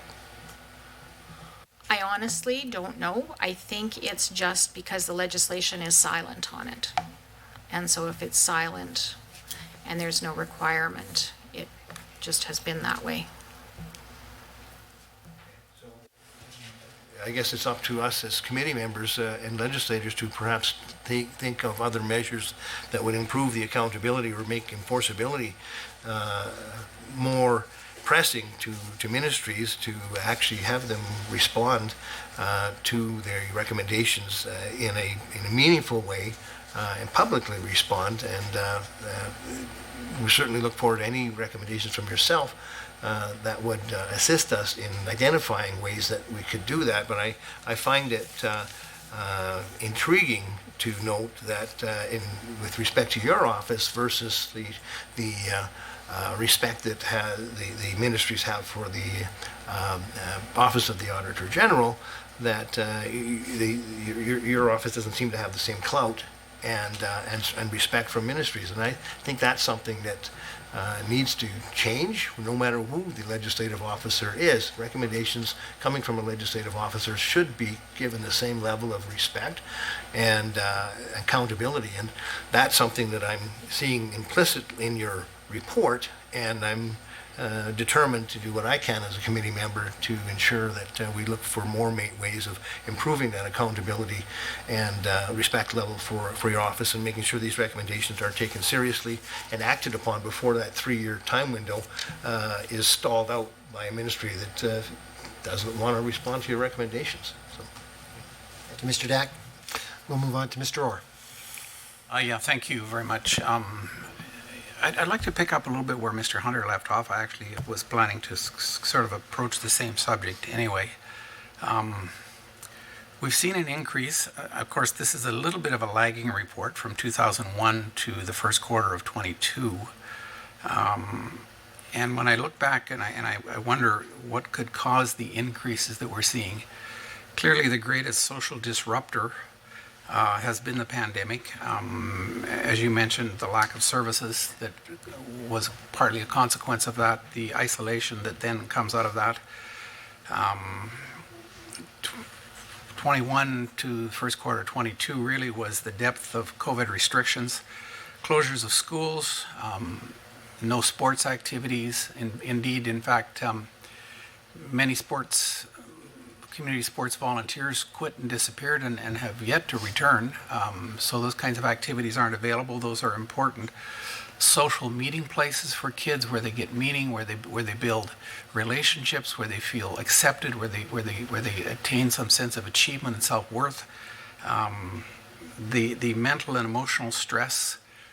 Many people actually almost exhibiting PTSD symptoms, somewhat like symptoms anyway, to the, I'm going to call it tragedy of COVID overall. Nobody wished it, nobody wanted it, but it left us with that. So my real question is, do the increases that we're seeing indicate in some way the costs or the impacts, I guess, of governments being forced to put in place responses to COVID, and I would really like to know that maybe in the future you'll be planning to create some sort of a report to identify the impacts of COVID, all of those costs that I just kind of briefly skimmed over there. I think it's something that we really do have to identify and somehow quantify. So I would hope that your department will be somehow in the cross-jurisdictional conversation, looking at how do we analyze that and how do we define the impacts of all of that on the lives of kids that we're seeing in your data. I think that that's something that we can certainly look at. That's why we were involved with the University of Calgary research. And so they've collected the data that found that, yeah, relationships were impacted, and that was a really big deal for these young people. And now the second phase of the research is like, what now? So what? Like, so we know this, now what are we going to do to make it so that young people can be healthy again? And so as that research evolves, we'll make sure that it's available on our website, and perhaps it will merit a report. We'll see how that goes in the coming months, for sure. Yeah. No, I think I'll leave it at that. Thank you. Ms. Pancholi. Mr. Chair, I'm just going to take a moment to comment that the government members appear to be quite eager to attribute what we're seeing here solely to the limited periods of time that things were shut down in Alberta without taking a responsibility and acknowledging the impact of things like cuts to AISH and the child and family benefits and income supports and education and health and failure to build affordable housing and healthcare, and how all of those measures have impacted children and youth in Alberta. And so I remind the members to look in the mirror a little bit and take a look at the actions of their own government before they're quick to attribute the complex issues and the impacts that it's had on children and youth solely to one thing. I want to go and just ask a quick question in terms of the capacity of your office to do reviews, mandatory investigations or systemic, when the Office of the Chief Medical Examiner has not yet determined a cause of death. We have seen that since 2019, 47 of the deaths of children and young people that are still being reported, at least again, just are the ones that are reported on the government site, there's still no cause of death, and the determination is still pending. Those numbers seem to be growing each year, which suggests that there is some backlog at the Chief Medical Examiner office in determining those. So does that impact your investigation at all? Not generally. If the Crown or the police request a stay, then that will impact our reviews. We have to release those mandatory reports within 1 year of the young person of being notified of the young person's death. And what we are able to do is usually the police or the Chief Medical Examiner gives a preliminary cause of death, and we indicate that in our reports that it appears that this is the cause of death, but it has yet to be confirmed. I don't think it's created a huge problem because we don't investigate the cause of the child's death. We want to look at their life experiences and how systems and supports supported them or didn't support them. So the cause of death is relevant, but it's not what we are focusing our work on. Thank you for that. So as we're looking, as you mentioned, it looks like the upcoming year, the current year that we're in, has seen a significant number of notifications as well. And I know in your report, you highlighted on pages, I'm just going to go back, page 27 of the annual report, where we've already addressed this a little bit about the number of children who have died receiving services who are in care versus, independent living or parental care. And in care, of course, would include foster care, kinship care, as well as group care. We're now seeing in the current year a number of, a significant increase actually in the number of deaths that are taking place in care, which suggests in one of those three areas, foster care, kinship care, group care home. Does that surprise you, or I don't know if you've been keeping an eye on that and receiving notifications that are more from children who are actually in government care? It does surprise me a little bit. I kind of hold off until the end of the year to see what the trends and themes are for the whole number. What we've seen in this number of young people that we're doing in the upcoming report is a number of those really had medical issues and were in care to help support the family deal with their medical issues. So I think it depends on, there's a little boy who had cancer and needed a medical foster home because his family didn't have the resources locally to have him for that period of time. And then he went home and he passed away at home, but he had been in care. So I think each young person's circumstances are so unique, and until I read and really understand what happened for each individual young person, it's hard for me to comment on it as a larger group at this point. Okay, Ms. Lovely. Page 11, I noticed that there was 26% increase in general inquiries year over year for your office. Can you give the committee a more detailed breakdown of the types of cases that contribute to that increase? Yes, I absolutely can. A very high percentage of our general inquiries are related to high conflict custody and access disputes. So when families are struggling, they reach wherever they can for help, and we provide help and support, and so many of our general inquiries are related to that. So we did a resource sheet last year that helps, that's on our website as well as available for us to email them if they're in a high conflict situation. What else do we get general inquiries about? If young people are trying to access a special education program, but they aren't receiving services from Youth Justice or Children's Services, and it doesn't fit within the scope of our mandate, then that's a general inquiry. So we do have some where we have to spend some time and help them get to the right place where the right resources are for them. So that's our general inquiries. Follow-up as well, please. Also on page 11, there's a figure stating that there were 571 self-referrals by young people seeking advocacy in 2021-22. Was this an increase from previous years? And is there any difference in how your office handles self-referred cases as opposed to other cases? I don't know if it's an increase. I'd have to find out. But they are treated differently. When young people call our office, our receptionist prioritizes their place on the list. So if you phoned, we would we guarantee that we call you within 24 hours. If a young person's on the other end of the phone, regardless of whether an intake worker is on the phone, the receptionist will find another intake worker or an advocate or somebody to talk to that young person. So we really prioritize those calls, because just like I said, when families call Children's Services, they don't call just because they're looking for whatever, they're desperate. And so when young people call our office, we feel like they're desperate and we need to be able to respond immediately to their calls. Thank you. Mr. Dack, I believe you're next. Thank you, Mr. Chair, and thank you once again, Madam Pelton.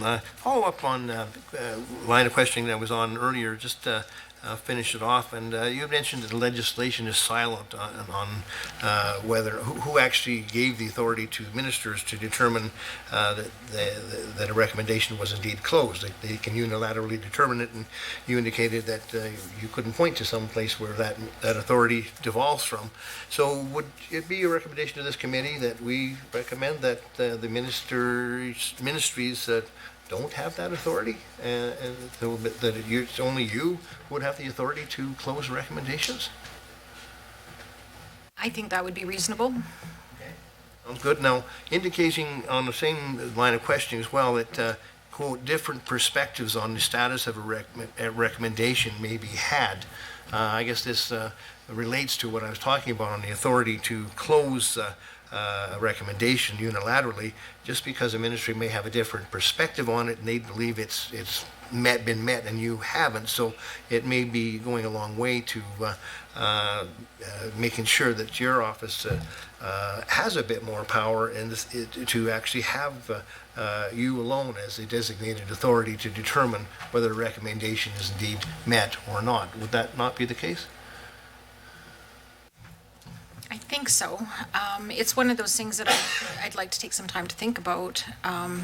Certainly over time, it's apparent that recommendations can be, we've worked really hard for them not to be ambiguous, that we have expected outcomes related when we state a recommendation. Why is it that recommendation and what are we hoping to see? And so over time, we've seen an evolution. We used to do two-part recommendations, and now we're very clear that we do one so that they're easier to address and try to simplify so that you can see the outcomes and they're framed in such a way that they are manageable and doable. And so I think anything that we can do to give the recommendations more teeth is a good thing.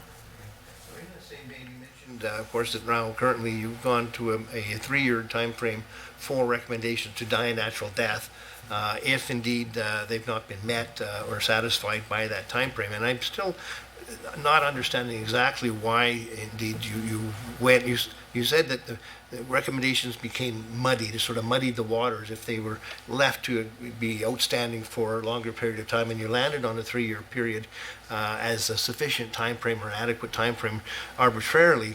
And I'm not sure why indeed you determined that it muddies the water for a recommendation to continue to be outstanding, because as I mentioned before when I was on a Public Accounts Committee, recommendations of the Auditor General are outstanding for numerous years, and that indeed is part of the pressure that's put upon a ministry to actually respond and finalize the requirements of the Auditor General. Otherwise, it remains outstanding. So why indeed do you consider it to be sort of muddying the waters and of no value to continue those recommendations beyond a 3-year period?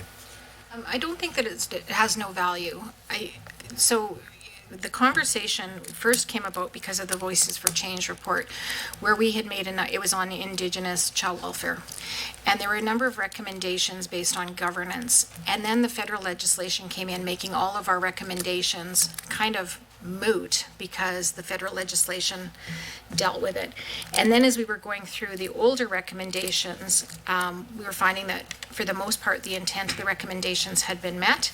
And for some where we gave significant progress, it was almost met, and then we'd find another investigation that similar issues were coming up, and so we wanted to raise it again. And so instead of having 3 recommendations that were all the same, we wanted to make a brand new recommendation that was relevant to the current policies and procedures of the day, that was reflective of really what was happening now rather than what was happening in 2012, which maybe there had been a new act or there'd been other things that had happened that while it was significant progress, perhaps it wasn't completed, and knowing that we were probably going to make another one. I mean, okay, you're sneaking it in there, Mr. Dack. Thank you, Mr. Chair. And I'll be brief. It does relate to the chair as well. March 14, 2023, I believe, is the deadline to report for this committee, correct, Mr. Chair? I'm sorry? March 14, 2023 is Yes. the deadline to report. So, Madam Pelton, you had indicated that you had some responses that would be provided in writing to this committee to some questions that were made today. Did that provide you with enough time to meet that deadline of March 14, 2023? I believe so, yeah. Okay. We should get it to you by the middle of February, like, for sure. All right. Most of it is easy to access when we get back. The jurisdictional scan will be a little bit more challenging. I was wondering about that one. That's Yeah, that one I can't promise by March 14th, but All right. most of the other ones, yeah. Okay. Thanks so much. Thank you, Mr. Dack. Okay. I believe Mr. Hunter's up next. Can you hear me, Mr. Hunter? Actually, sorry, I thought that Ms. Lovely was up next, but you betcha I'd love to ask my question. Can you hear me? Yes, I can. It's at your, Okay. you're on the floor. All right. Page 13 of the report details the top 3 advocacy issues that your office worked on this year. These being connections, placements, and case planning. With all of the issues that your office deals with, can you expand on why these were defined as the top 3 issues? Is it because of the frequency, their importance, or a bit of both? It's the frequency. So our electronic case management system identifies that these were the top 3 issues that were reported to us last year. So that when an advocate works with a young person, their electronic recording includes what their advocacy issues are that they'll be following up on. Okay. Have these consistently been the top 3 issues that your office deals with? For as long as I can remember, yeah. Okay. All right. Thank you. That's all I have, Mr. Chair. Okay, just for the committee's knowledge here, we have a stop time of 4 o'clock. We have business that is going to have to be attended to after we're finished questioning Ms. Pelton.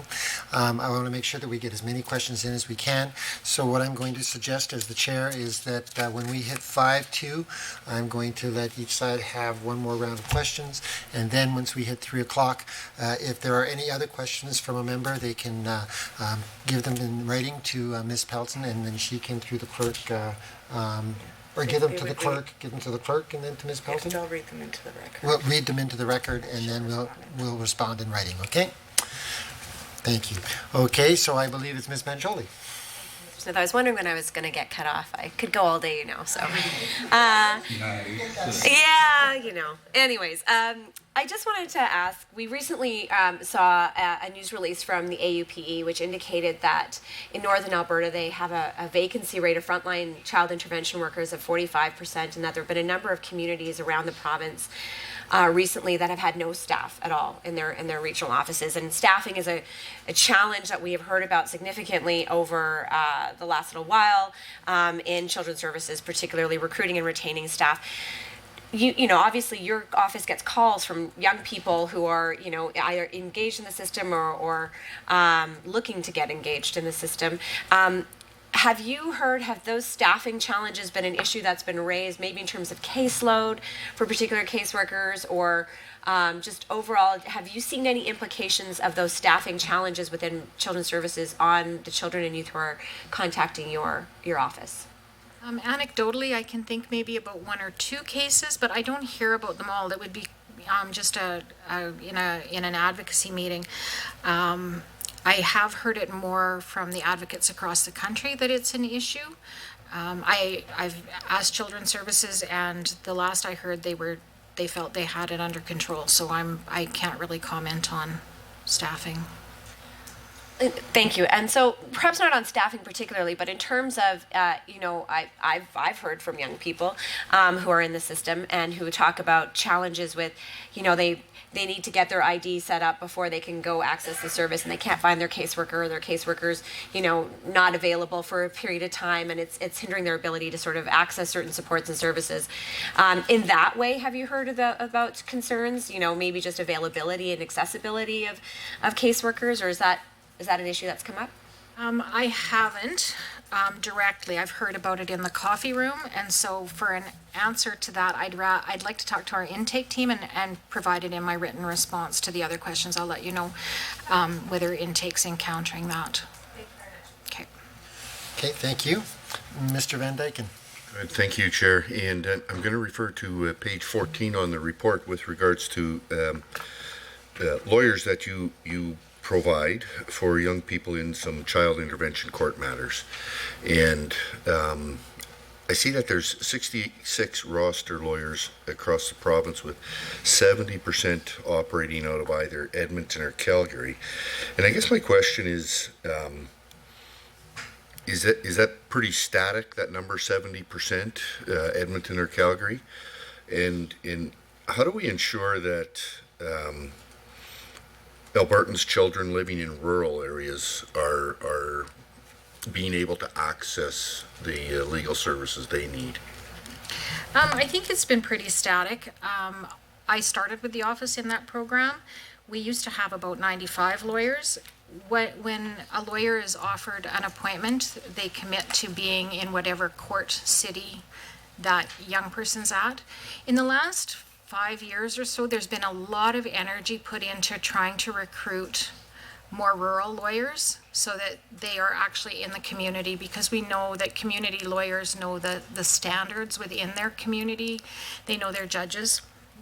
But the way that we've managed to work around the I don't want to say lack of interest, but there aren't as many lawyers practicing rurally who want to do child legal representation.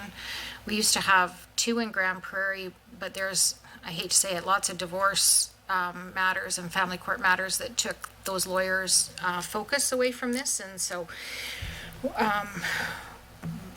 through the program, there's lots of training, and really we focus on child legal representation and the role of counsel. And so we are always trying to bring in more rural lawyers, but if an Edmonton or Calgary lawyer accepts a case in Grand Prairie or Red Deer, they commit to being in court for that matter. Yeah, just to follow up to that, like, you mentioned that they're putting in a lot of effort into trying to recruit more in rural areas. But I guess what I'm hearing does concern me a little bit, that possibly we haven't found the magic solution to ensure that availability is secured in rural. I guess my question would be, do you have any other plans to further improve accessibility of lawyers in rural Alberta?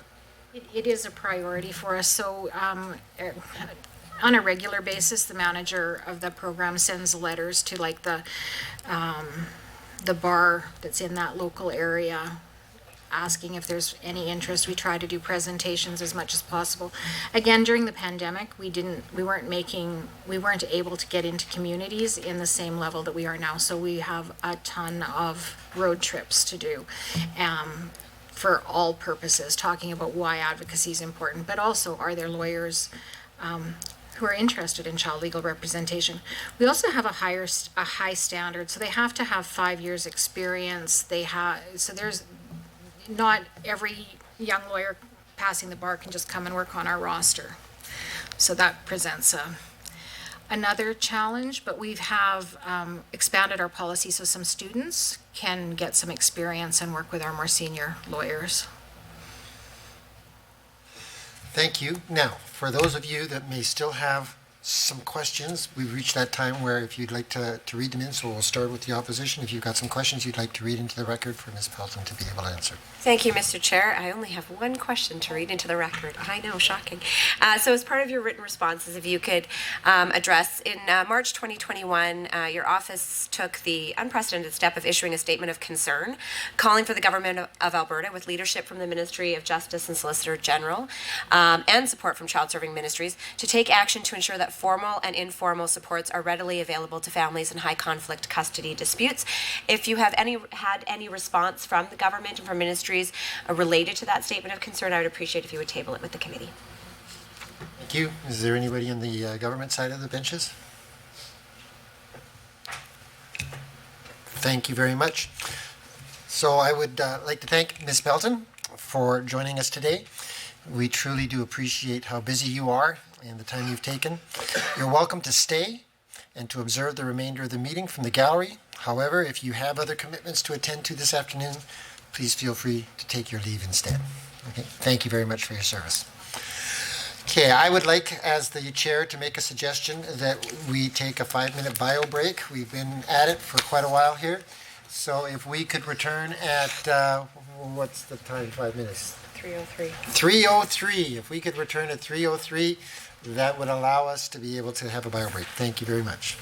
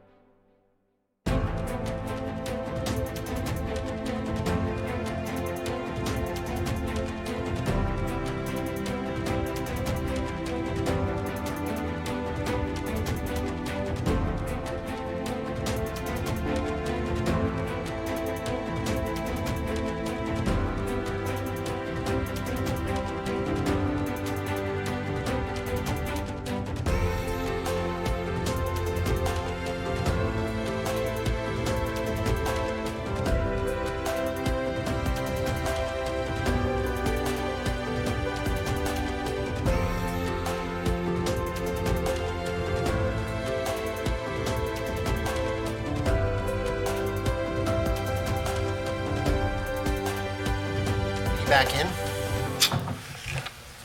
This committee has just heard from the advocate as part of its consideration of the Office of Child and Youth Advocate Annual Report 2021-22. We are now at the point where we need to decide what is next in terms of our review under Government Motion 18. Does anyone have any thoughts in this regard? Mr. Van Dyken.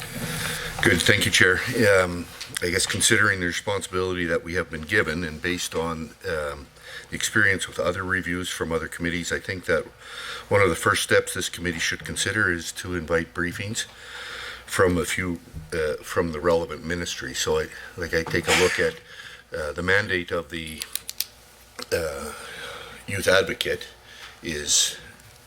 surrounds the Office of Child and Youth Advocate is an independent office of the Legislative Assembly of Alberta mandated to work with vulnerable young people. The OCYA provides individual and systemic advocacy for children and youth receiving designated services as defined under the Child and Youth Advocate Act. And so with that mandate in mind, I believe that when we talk about children and youth receiving designated services under that act, then I would move that the Standing Committee on Legislative Offices invite officials from the Ministry of Children's Services to provide a briefing on the Ministry's response to the recommendations in the Office of the Child and Youth Advocate 2021-2022 Annual Report at an upcoming meeting of the committee. Okay, do we have a motion that's going up?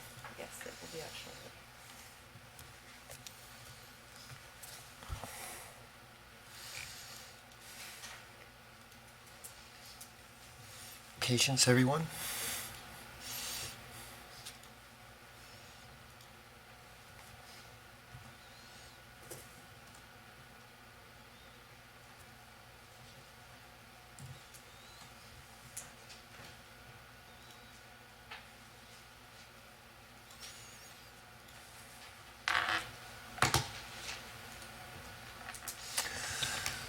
Okay, we have a motion by Mr. Van Dyken that the Standing Committee on Legislative Offices invite officials from the Ministry of Children's Services to provide a briefing on the ministry's response to the recommendations in the Office of the Child and Youth Advocate 2021-22 Annual Report at an upcoming meeting of the committee. Is there any discussion? Ms. Pancholi. Thank you, Mr. Chair. I just wanted to clarify some of the language in the motion. So the motion speaks to the Ministry of Children's Services providing a briefing to the committee. I just want to clarify whether or not a briefing includes an opportunity for committee members to ask questions of the ministry officials. It would normally would, yes. Wanted to make sure that that was clearly on board. Obviously, we have been very clear from the official opposition side. We've been calling for many ministries, but we'll begin with Ministry of Children's Services to come before this committee or another committee of the legislature to report on the recommendations made by the Office of the Child and Youth Advocate. This is the third meeting at which this is come up as an issue, and I'm certainly pleased to see that the government members have finally come around to some extent on that, because certainly, as we've heard here, it is critically important that for public accountability and transparency, particularly at a time when we're seeing the heartbreaking increase in the number of children and youth in care who have and receiving services who have died and been seriously injured under this government's watch. We certainly need more accountability now more than ever. So certainly we will be following up, I believe, with another motion, because we believe it's important to make sure that all ministries who receive recommendations from the Child and Youth Advocate should also come before this committee. But speaking directly to the wording that is provided here, we can, and the assurance by the committee members and the chair that we would have the opportunity to ask questions of the ministry officials, I certainly think we can support this motion. Any other discussion? Online? Hearing none, I'm calling the question. All those in favor of the motion that reads, Mr. Van Dyken, that the Standing Committee on Legislative Offices invite officials from the Ministry of Children's Services to provide a briefing on the ministry's response to the recommendations in the Office of the Child and Youth Advocate 2021-22 Annual Report at an upcoming meeting of the committee. All in favor? Aye. Online? Okay. Any opposed? Online? I call that motion carried. Any other motions? Ms. Pancholi? Thank you, Mr. Chair. Given what we've just spoken about, as well as the presentation, more importantly, that we just heard today from the advocate, as well as presentations that have been made to this committee by the previous advocate multiple times about the importance of all child-serving ministries coming and reporting to a committee publicly about their work that they've done to implement recommendations from the Child and Youth Advocate, I'd like to move the following motion. I'd like to move that the Standing Committee on Legislative Offices invite officials from the Ministries of Health, Education, Justice, and Seniors, Community and Social Services to report progress and recommendations made to them as part of the review of the Office of the Child and Youth Advocate 2021-22 annual report by the Office of the Child and Youth Advocate at an upcoming meeting of the committee. Okay, can we get that put up on the screens, please?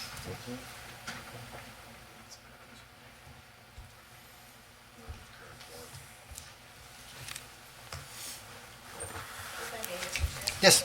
If I just speak to the motion a little bit more while it's being put up on the screen. Okay, go right ahead. Yeah, thank you. As we see in the annual report that's indicated that we are looking at today as part of this meeting, for example, on page 28 of the annual report, the Office of the Child and Youth Advocate has outlined 8 new recommendations that they made in that fiscal year. We've seen more recommendations since. And those recommendations relate to very important things that other ministries outside of Children's Services do to support children and youth. I want to note for the record that the mandate of the Office of the Child and Youth Advocate also includes children who are involved in the youth criminal justice system. So it's not simply just those children who are receiving services from Children's Services, but actually those who are receiving, who are involved in some way with the youth criminal justice system as well. So that speaks to, of course, the need to include the Ministry of Justice. But again, going back to these 8 recommendations simply from 2021-22, they address important issues that speak to the whole of the child and youth. We have talked about already in this committee meeting and heard from the advocate and had this conversation here about all these interplays of issues that influence a child and youth safety and well-being and health, and sometimes, in some cases, their very life. And those relate to issues that are not solely the responsibility of Children's Services. They relate to issues that are the responsibility of justice. For example, one of the recommendations that the Child and Youth Advocate made was that the Ministry of Justice and Solicitor General should reassess risk offenders, the risk that offenders pose, and offer a safety plan with victims of family violence when offenders are released from incarceration. That's critically important. The reason that recommendation came about was because of the deaths of children who were killed by a family member who was released from the criminal justice system, and there was no safety plan in place. This is a critically important recommendation. We deserve to hear from the Ministry of Justice as to what work they're doing to implement that. We had many questions from the members of this committee from all sides speaking about youth opioid use. We know that, yes, there's a Ministry of Health and, Ministry of Mental Health and Addictions, but they report to the Ministry of Health. We talked about the importance of education and kids learning about the safety of drugs and asking questions and understanding the importance of knowledge about drug poisoning as part of their education system. So equally important that we have the Ministry of Education come before this committee. So I appreciate that it is easy to suggest that Children's Services is the only ministry to come before this committee, but we can't keep thinking about these children and youth in isolation as only having interaction with only one ministry. Because as we know, these children, their families, they are interacting with all forms of government. And the Office of the Child and Youth Advocate has recognized that in the recommendations that they have made. And therefore, all of those ministries should come before this committee and answer for the important work that they're doing to protect children and youth in this province. Thank you, Ms. Pancholi. Anyone else? Mr. Van Dyken. Yes, and I understand the desire to hear from all of these different ministries, but we are working within a 90-day limit, and we will be getting into a busy time in the legislature with budget estimates and the like. So Given that it would be important for us to learn what these ministries are doing to address the recommendations from the Advocate's Office, I think that I would like to move amendments to this motion, if that's okay. Okay. Pardon me? Is it the amendment on notice? The amendment on notice, well, let's see if it's on notice. That would be accurate. Okay. Would you read the motion?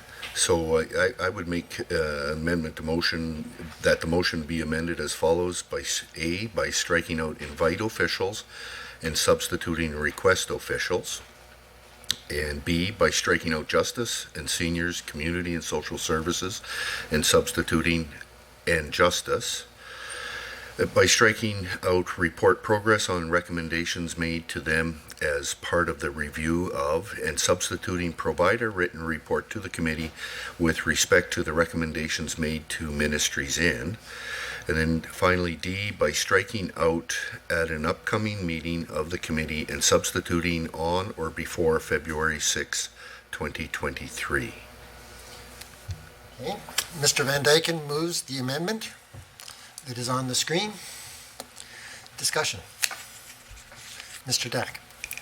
Thank you, Mr. Chair. Once again, we see government members looking to limit discussions that may be had around the issues that are raised by the recommendations brought forward by the Office of the Child and Youth Advocate. And the Advocate spoke clearly today in her recommendations and presentation to this committee about the need to improve transparency and to improve accountability for her office and for accountability of ministries in responding to her office's recommendations. And everything about this amendment to the initial resolution is about limiting that desire of the Office of the Child Youth Advocate to improve accountability. Having ministries appear in person allows this committee to speak directly to them and in fact implore a response publicly. And simply by allowing ministries to respond in writing is a way of once again ensuring they have the ability to ignore the Office of the Child and Youth Advocates and the recommendations she seeks to have them implement. So I am disappointed by the government's desire, the government members' desire to water down the hope that we have on this side to improve accountability. And this motion or the amendment certainly something I would oppose. Thank you. Any other discussion? Mr. Orr? Yeah, Mr. Chair. Thank you. I think the members opposite are posturing a little bit here. They want to try and make it sound like they've done everything, and we're not. The truth of the matter is they had their own set of recommendations in 2017, a review of the Act, and they didn't even follow up on them when they were in government. Back in 2017 as well, UCP MLA Mike Ellis tried to pass Serenity's Law with an NDP government, and it did not receive the support it needed from them. At the time, the Children's Minister, NDP Children's Minister, voiced concerns about unintended consequences and confusions, and Serenity's mother met with the minister and is quoted afterward as saying, "Every time I asked her if she supported Serenity's Law and the children of Alberta, she refused to say yes every time. She basically made up excuses."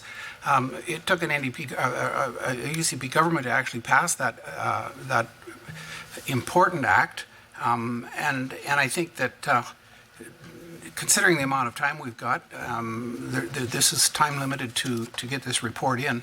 Asking for written submissions actually requires a more carefully thought out and thorough response from various departments. And so I think every member should support the amendments. Thank you. Ms. Pancholi. Thank you, Mr. Chair. really have to say, I think that honorable member and whoever wrote his speaking notes for him should be ashamed of themselves. Let's go back, Mr. Chair, and this committee needs to understand a little bit about, or at least the government members need to understand what this committee's work is doing. The first time that the Office of the Child and Youth Advocate came before this committee to have their annual report reviewed was in 2020, to review their 2018-2019 annual report. So it's under this government was the first time that the advocate came before this committee and presented their annual report. At that time, the opposition members said we wanted to see other ministries come before, as the advocate recommended, to speak to their recommendations that they have or have not implemented. This came before this committee again in 2021, 2022, and now here in 2023. Consistently, the advocate has indicated that they believe all ministries should come before this assembly, or before this committee, and speak to the implementation of the recommendations. The member over there can talk about what happened beforehand.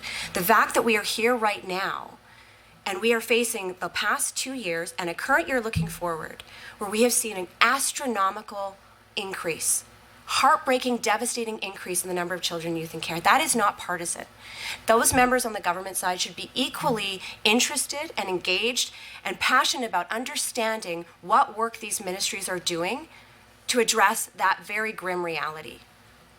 I think the members of the government caucus should ask themselves, do they have the information they feel they need to explain why we have seen such an increase in the number of deaths of children and youth in care, and do they have the information that they need to feel confident that these issues are being addressed? Because what we know is that there are a lot of questions. We've raised them in this committee already to the advocate. We are going to continue to raise them. We've heard the advocate say that the numbers are going to be worse in the upcoming year. She's already seen an increase in notifications. This is not about partisanship. It's about saying there are children and youth who are dying, and it's unprecedented. And we should all, it's not partisan, we should all be interested in knowing what work is being done, what actions are being taken, what more could be done, where are there opportunities for collaboration to address that. That affects all of the other ministries for which recommendations have been made by the advocate. It addresses the ministries of health, of justice, of education, of seniors and community and social services. The member's amendment would allow or would suggest that those ministries would simply have to submit a written report. They've already done that. They've already done that in how they have responded to the advocate's recommendations. It's publicly posted. And those recommendations, as you've heard from the advocate, and the reason why we're here today to talk about this is because they are woefully inadequate. Because they don't allow for an engaging back and forth to say, why do you feel that the intent is met, but what you're doing is currently enough? What are you doing that is currently enough? Does it address this part of the recommendation?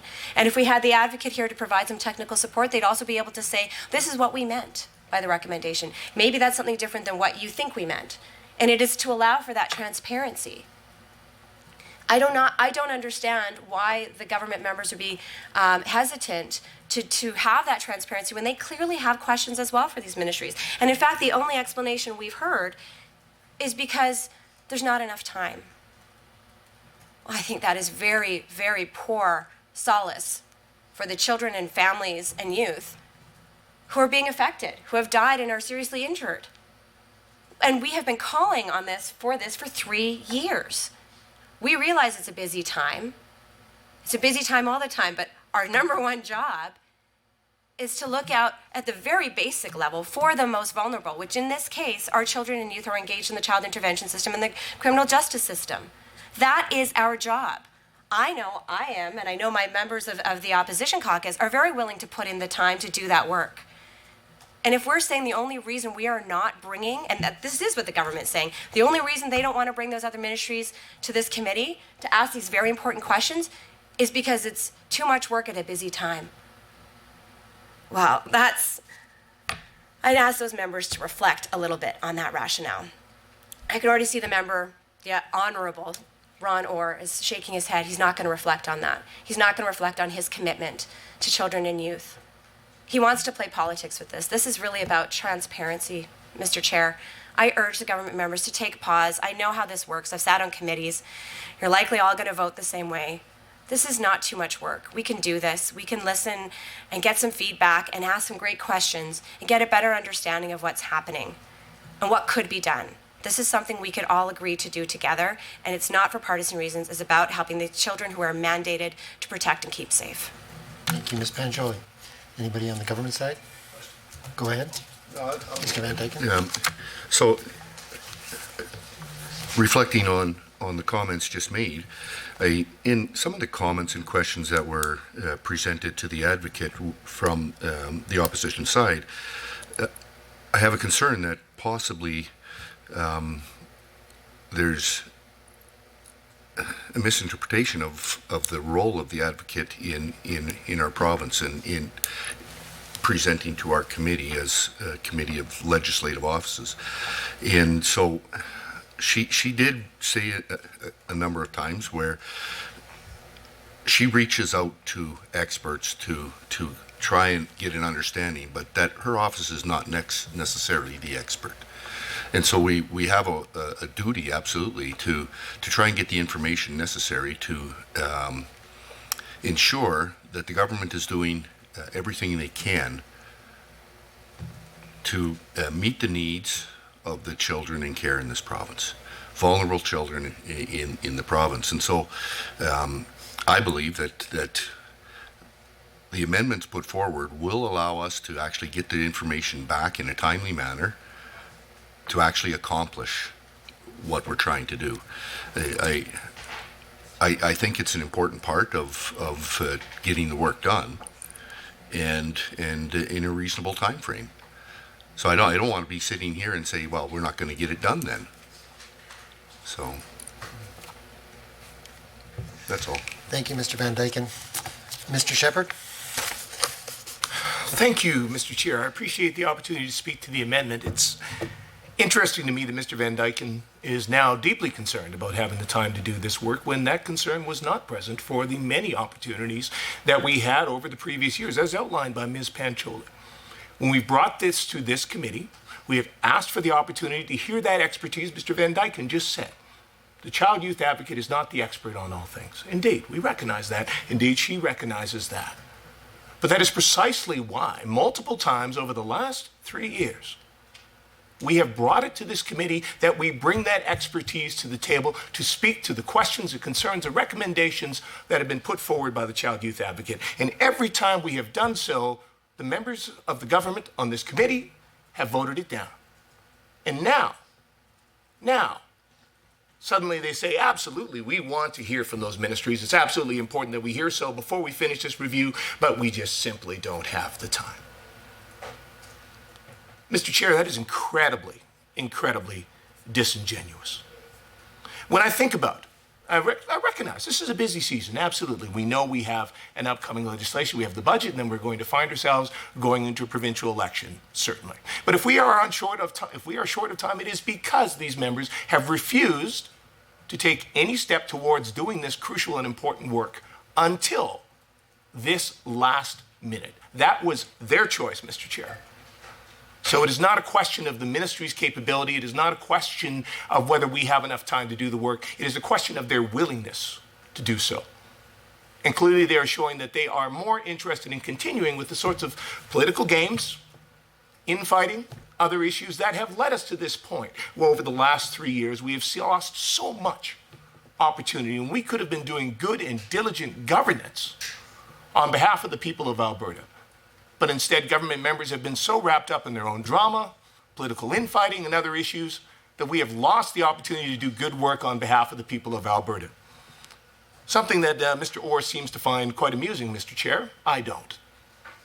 Now, Mr. Chair, I would note that in regards to this particular amendment and the request that we have in front of us, the Child Youth Advocate today, I had the opportunity to chat with her a bit about her recommendation, for example, that there be a youth opioid strategy, specific youth-oriented. I had the chance to ask her about why that was necessary and what that would involve. And she was quite clear, Mr. Chair, that that would be a multi-ministerial effort that crosses many boundaries, that involves many things. The fact is, as my colleague, Ms. Pancholi, noted, the work that the Child Youth Advocate does touches on many areas of government. And so we should have the opportunity to have those areas of government come and speak to us at the committee, to follow through, to have the chance to follow up on these recommendations. Mr. Van Dyken says that a written submission should simply be enough. A restatement of what we already know and is what is already out there and available. The fact is, Mr. Chair, we need to have an interactive opportunity, and there is no reason why in the next 90 days we could not do so. To have the chance to ask questions, to engage in discussion, and to work with those ministries here in the room. So fundamentally, Mr. Chair, I am against this amendment, and I will be voting against. Thank you, Mr. Shepherd. I'm beginning to hear some common themes being reiterated. So Mr. Hunter is next on our list, but please be aware that we're starting to repeat ourselves, I believe. Okay, Mr. Hunter, go ahead. Thanks. Can you hear me, Mr. Chair? I can. Okay, good. I just wanted to point out that as I listened to the Ms. Pelton, when I asked the question about, in my opinion, a very key part of trying to figure out, where these problems and the increase in deaths and injuries are happening, whether it be through drug or alcohol abuse or a suicide, and figuring out whether or not there was a cross-jurisdictional analysis that could be done. She said she would get that back to our committee, and then when it was stated, I think by Ms. Pancholi, that she needs to get this information. Does she have the time? That it was said that she didn't think she was going to be able to get the cross-jurisdictional analysis done. So they talk about being able to get all this stuff done in the 90 days. In reality, it sounds to me like Ms. Pelton said that she couldn't get that cross-jurisdictional information to us. Very difficult to be able to make those decisions when we don't have a very key part of what's happened over the last 2 years, 2.5 years. And so I'm very much in favor of these amendments. I think that they do address the issue of we need to have justice in to be able to speak to these issues. I think that is something that this addresses, and it addresses the timelines, the time constrictions that we have. Thank you, Mr. Hunter. Is it time to call the question? Have we got any more discussion? Question? Okay. So the amendment to the motion reads by Mr. Van Dyken that the motion be amended as follows: by striking out invite officials and substituting request officials, by striking out justice and seniors, community and social services and substituting and justice, by striking out report progress on recommendations made to them as part of the review and substituting provide a written report to the committee with respect to the recommendations made to ministries in, and D, by striking out an upcoming meeting of the committee and substituting on or before February 6th, 2023. All in favor of the amendment as read? Aye. Online? Aye. I support Mr. Van Dyken's motion. All those against? No. Online?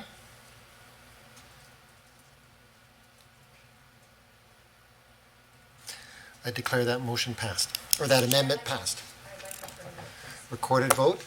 Okay.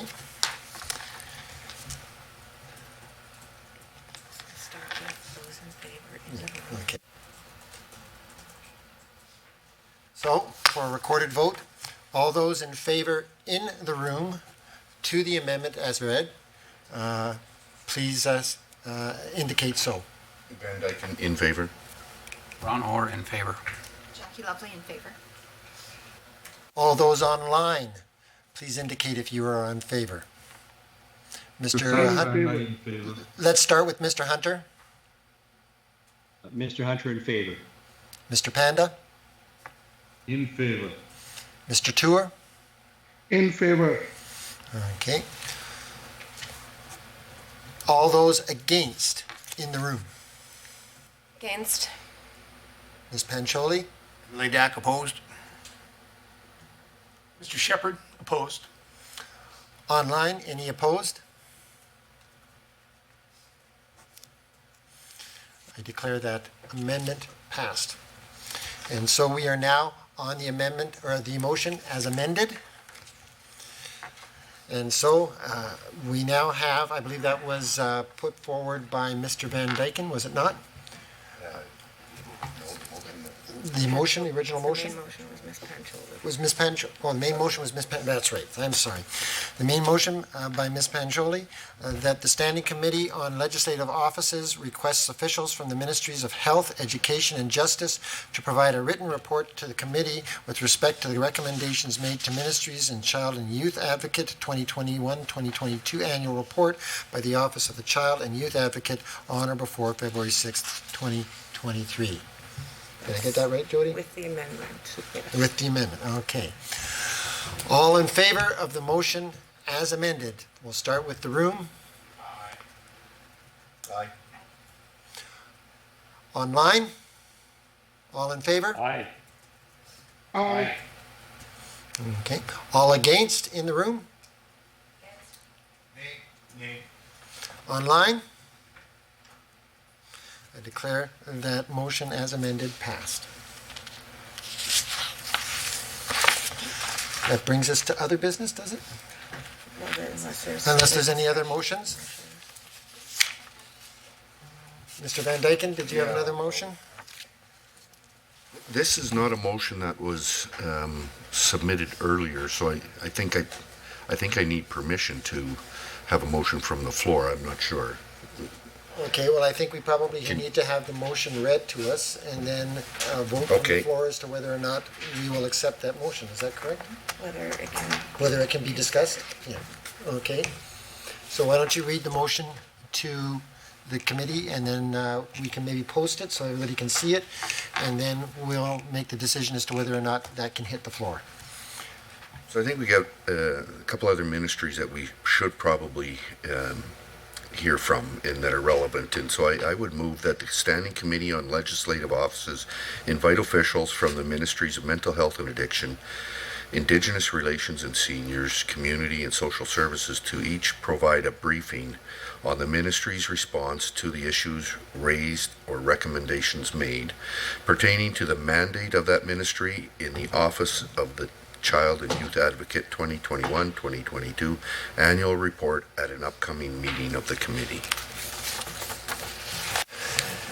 So, can we get that put up on the, does that read as you read it, Mr. Van Dyken?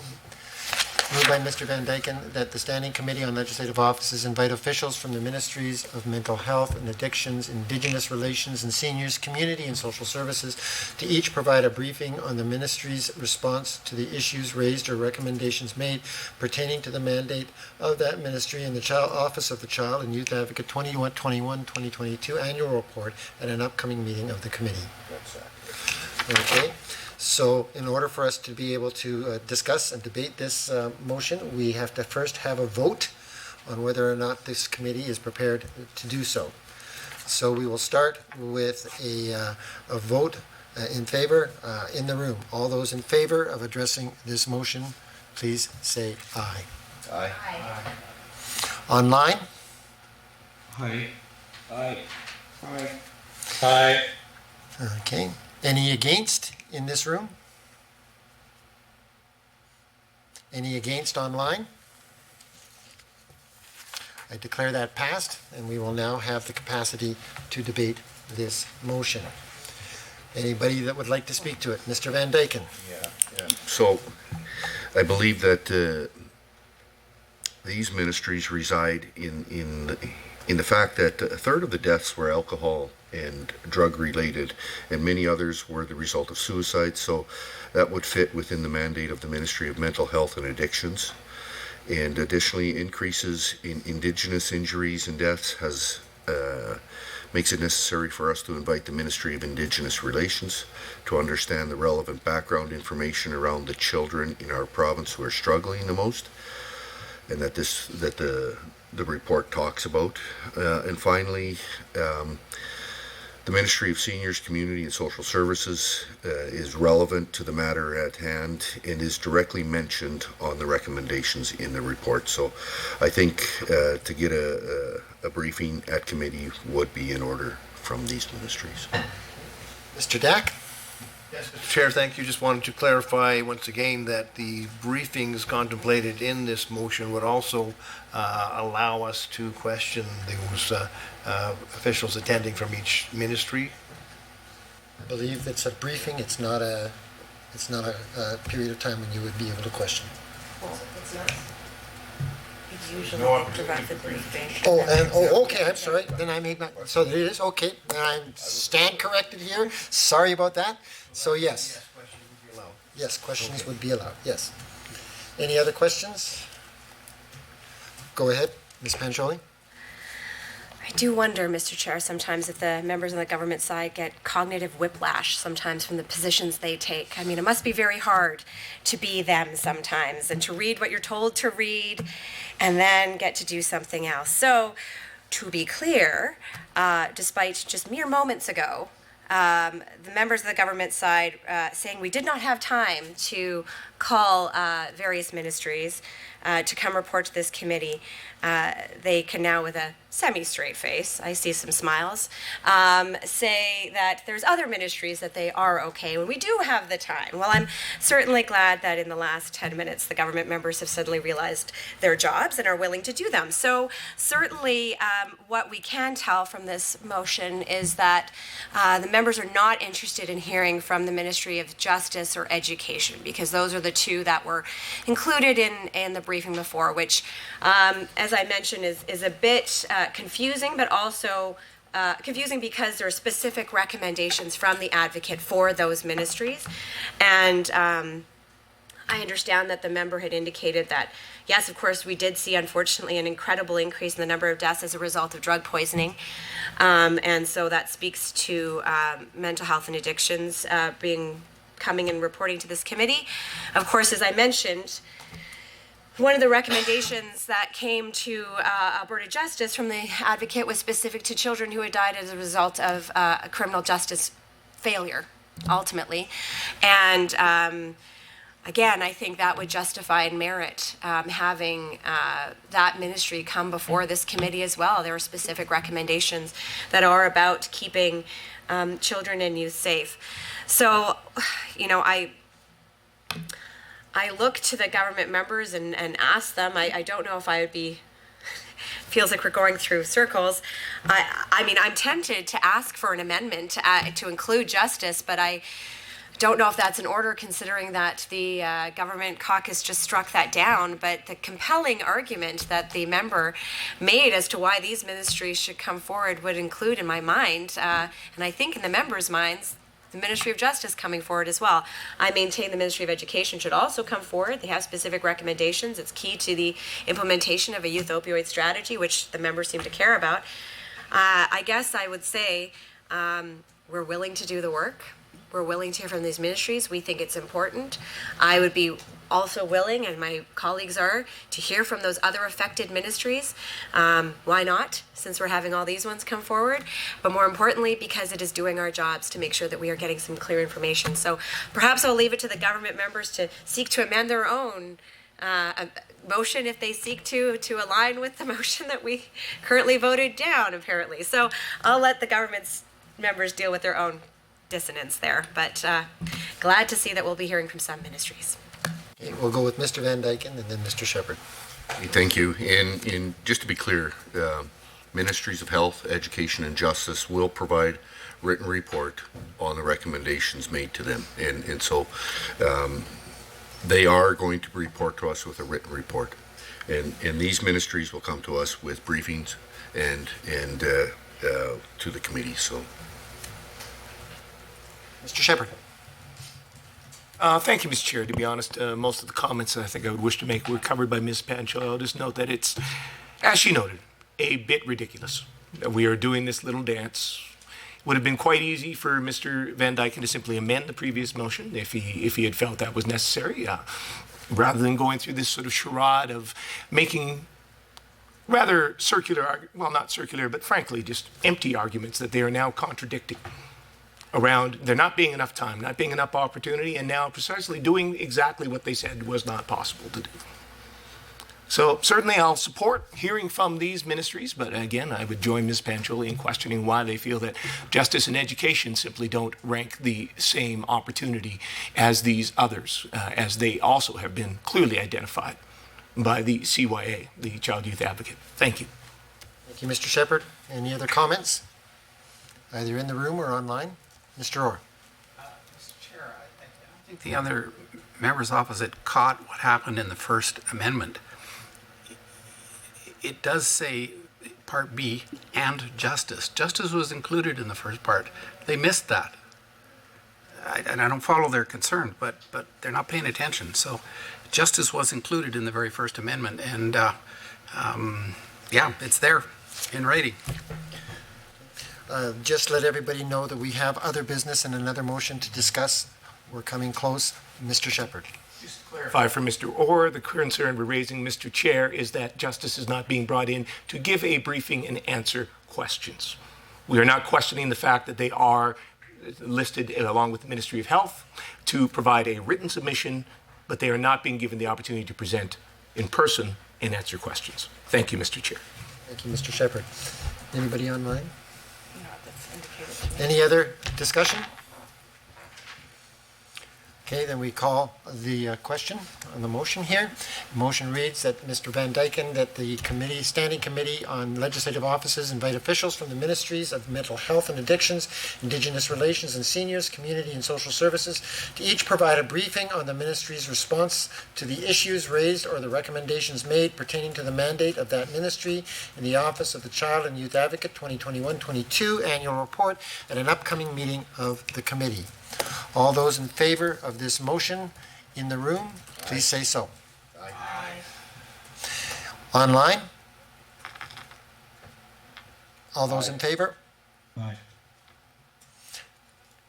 Any against in the room? Any against online? That motion carries. I believe that takes us, unless there's any other motions, to number 5, other business. Okay. I did have another motion. Okay. Thank you. Hopefully this will be a quick one. Yeah, well, we'll see. I'd like to bring forward, it was on notice. Yeah. I'd like to move that the Standing Committee on Legislative Offices invite the, officials from the Ministry of Children's Services to report on addressing the volume of serious injury and death reviews conducted by the Office of the Child and Youth Advocate for the period 2021-22, resulting from the significant increase in the deaths of children and youth who are receiving or have received services from the ministry, as detailed on pages 26 and 27 of the Office of the Child and Youth Advocate 2021-22 annual report at an upcoming meeting of the committee. Can we have that on the screen, please? Yeah.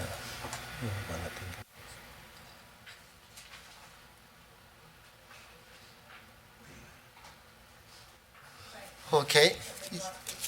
Yeah, just let me read through it very quickly. And then if it's moved by Ms. Panjoli that the Standing Committee on Legislative Offices invite officials of the Ministry of Children's Services to report on addressing the volume of serious injury and death reviews conducted by the Office of Child and Youth Advocate for the period of 2021-2022, resulting from the significant increase in the deaths of children and youth who are receiving or have received services from the ministry, as detailed on pages 26 and 27 of the Office of the Child and Youth Advocate 2021-2022 annual report at an upcoming meeting of the committee. Go ahead, Ms. Panjoli. She spoke almost as fast as I do, Mr. Smith. To clarify, this motion is, we've already passed a motion that Children's Services would come before this committee to report on the specific recommendations that have been made in the annual report. This is to go broader than that. This is to say, and we heard loud and clear from the advocate, And we've all spoken about it, and we've heard about it in the news. We've talked about it. The official opposition has stood up multiple times to talk about the significant increase of deaths and injuries in the 2021 fiscal year. We heard about the impact that this is having on the Advocate's Office in terms of the number of investigative reviews they're doing, mandatory reviews as well as systemic reviews. And we all, I believe, and we've expressed it in this meeting, have questions to the Ministry of Children's Services as to what was happening at that time and why, in their view, as the people who deal most directly with those children and youth, that we saw that increase. This is, again, to provide transparency that has been woefully inadequate, I have to say, up until now. What we see posted on publicly is really just statistics. We don't know the why or understand the why.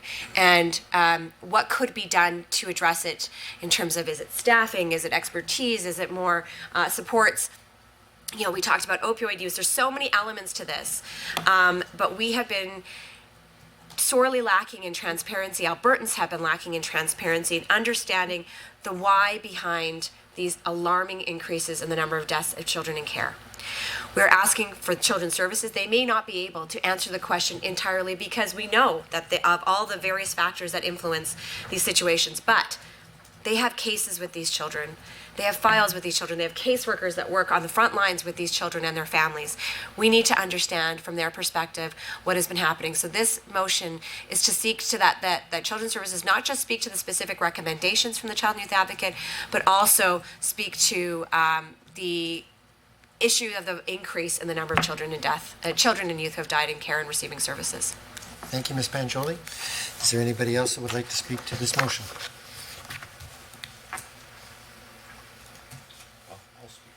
Okay, Mr. Van Dyken. I see a fair bit of redundancy in moving in this direction. We are receiving a briefing from the ministry. We will have the opportunity to ask questions. It has been identified that even from the advocate that we don't have a true or a complete understanding yet of the increase in how it compares to other jurisdictions, and are we failing to provide in a way that that can be identified at this time. So I look at this as we have opportunity to ask questions when the ministry comes to brief us on the recommendations made by the advocate, and I would encourage those questions at that time. Any other discussion? Mr. Dack? I just don't want, I want to make very sure that when the advocate is before us, that we don't get ruled out of order should we bring questions forward such as these to broaden the scope. And I think that's exactly what will happen if indeed this motion doesn't pass. So this is one of the reasons we want to make sure this is on the record, so that we do have in scope the opportunity to ask the ministry to respond to these more broader questions. Thank you, Mr. Dack. Any other questions or discussion? Okay, calling the question. All in favor of the motion moved by Ms. Pancholi that the Standing Committee on Legislative Offices invite officials from the Ministry of Children's Services to report on addressing the volume of serious injuries and death reviews conducted by the Office of the Child and Youth Advocate for the period of 2021-22, resulting from the significant increase in the deaths of children and youth who are receiving or have received services from the Ministry as detailed on pages 26 and 27 of the Office of the Child and Youth Advocate 2021-22 annual report at an upcoming meeting of the committee. All in favor in this room, please say aye. Yeah, it's kind of like a once a year kind of deal that. Somebody online is not muted. Thank you. All those in favor of the motion as read online, please indicate so. All those against in this room, please indicate. All opposed online? Opposed. Opposed. Mr. Hunter, were you opposed? Your thing went on, but I didn't hear anything. Opposed. Okay, thank you. Then I declare this motion defeated. Thank you. I don't know why I couldn't think of that. Okay. Any other motions before we go to business, other business number 5? Thank you. Just over a week ago, we received correspondence from the new Ombudsman, Kevin Brzezinski, requesting approval from his committee for him to delegate to any person holding any office under the Ombudsman any of the Ombudsman's powers under this Act, except the power of delegation and the power to make any report under this Act. Our approval of this ability to delegate powers is required under Section 27 of the Ombudsman Act. It is a matter that this committee deals with each time a new individual is appointed to the role of Ombudsman. Committee members may remember that we passed a motion in this regard less than a year ago when we recommended that Peter Scherstand be appointed as acting Ombudsman. Does anyone have any questions on this matter? Yes, Mr. Orr. I'm prepared to make a motion. I Okay. think this is fairly straightforward and procedural, so therefore I move that the Standing Committee on Legislative Offices approve Kevin Brzezinski in his capacity as Ombudsman to exercise all powers of delegation provided to the Ombudsman under Section 27 of the Ombudsman's Act. And can we get that up on the screen?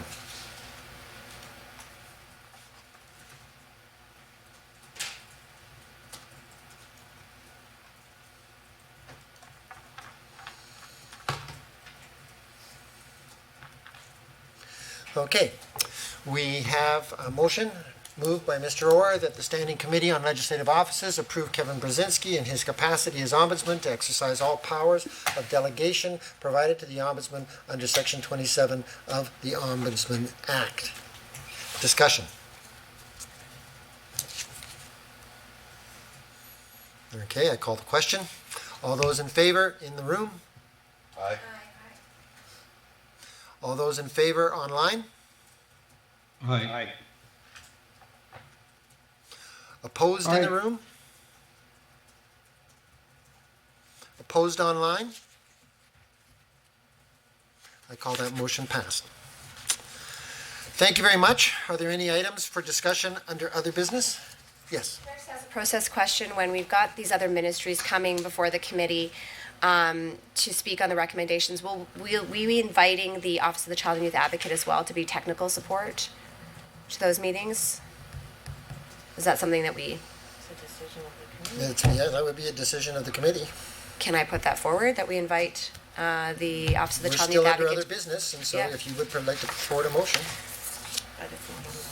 But it's not on notice, so we Right, have so- to agree to it after you've put forward the motion. Can we And agree? we've got exactly 4 minutes left. All right. I'd like to put forward a motion that the Office of the Child and Youth Advocate be invited to attend as technical support at the meetings of all the ministries that will be reporting to this committee on the recommendations from the Office of the Child and Youth Advocate. I think you're going to have to give our clerk a couple seconds here. Something to that effect. Okay, we can have the discussion. Could you state it once more? That the Office of the Child and Youth Advocate be invited to provide technical support to the committee when it hears from the ministries previously invited to report on recommendations on the 2021 annual report of the Office of the Child and Youth Advocate. Discussion as to whether or not we are prepared to bring this to the floor. Mr. Dack, very quickly. Good idea. Okay, anybody else? Okay, let's put this to a vote. All those in favor of allowing this motion onto the floor? Yep, I'm good with it. Online? Aye. Aye. Against? Anybody against in the room? Anybody against online? This motion is now on the floor. Discussion of the motion. Oh, just a second. I'm sorry, thank you, Ms. Chair. I just want to make sure that the wording that's up on the screen accurately reflects the intention of the member. I can read it out loud for those who are listening. That the Standing Committee on Legislative Offices invite the Office of the Child and Youth Advocate to provide technical assistance to the committee when the Ministry of Children's Services Seniors, Community and Social Services, Mental Health and Addiction, and Indigenous Relations appear before the committee regarding the Office of the Child and Youth Advocate 21-22 Annual Report. You're good with that? Yes. Okay. Discussion? Very quickly? Yeah, if I may. Mr. Van Dyken? Yeah. So provide technical assistance, I guess I'm trying to understand. The advocate's office is an office that reports to us. They don't necessarily provide technical assistance. So I don't know if Parliamentary Council has any words to try and help us understand if this is in the scope of the office, if that meets it okay? Yeah. Thanks, Yes, go Mr. ahead. Chair. Ms. Robert? What I will say is that in other reviews by other committees, like legislative officers have been invited to provide technical support to the committee. Any other questions or discussion? Okay, I call the question. All those in favor of the motion as it reads? Aye. Any online? All in favor? Aye. Aye. Okay. In the room, any opposed? Online, any opposed? I call that motion carried. Okay. The next meeting date. The next meeting will be at the call of the chair, but maybe just to give you some idea of where I'm thinking of going with this. As the committee members are aware, we are required to report back to the Assembly on our review of the Child and Youth Advocates Report by March 14th. We also have to start the start of session and consideration of main estimates coming up quickly. With this in mind, I think we should schedule our next meeting the same week that we are expecting written responses from the ministry. That would be March 6th, so likely February 6th, likely between February 8th and 10th would be our next meeting where we would do have the ministries or the coming in and the briefings. After the meeting, after that meeting, we can have a few days to consider the information received and to put motions on notice so that we can potentially complete our deliberations the following week. Thank you very much. Would a member move a motion to adjourn? Actually, just a question. Is there an issue with us meeting while, you're doing this February or March? I didn't quite follow you. So it would look like we probably do a meeting between February 8th and 10th. February, I'm fine. I was going to And then- say, you can't be doing this during estimates. No, the whole point of this was to try to make sure that we're done before estimates. Okay, any other questions? Can I have a motion to adjourn? So moved by Mr. Van Dyken. All in favor? No vote. No vote. Thank you. Yes vote? Okay. All in favor? You got me. Aye. Online? All in favor? Any opposed? We are adjourned. Thank you very much for your hard work today, ladies and gentlemen.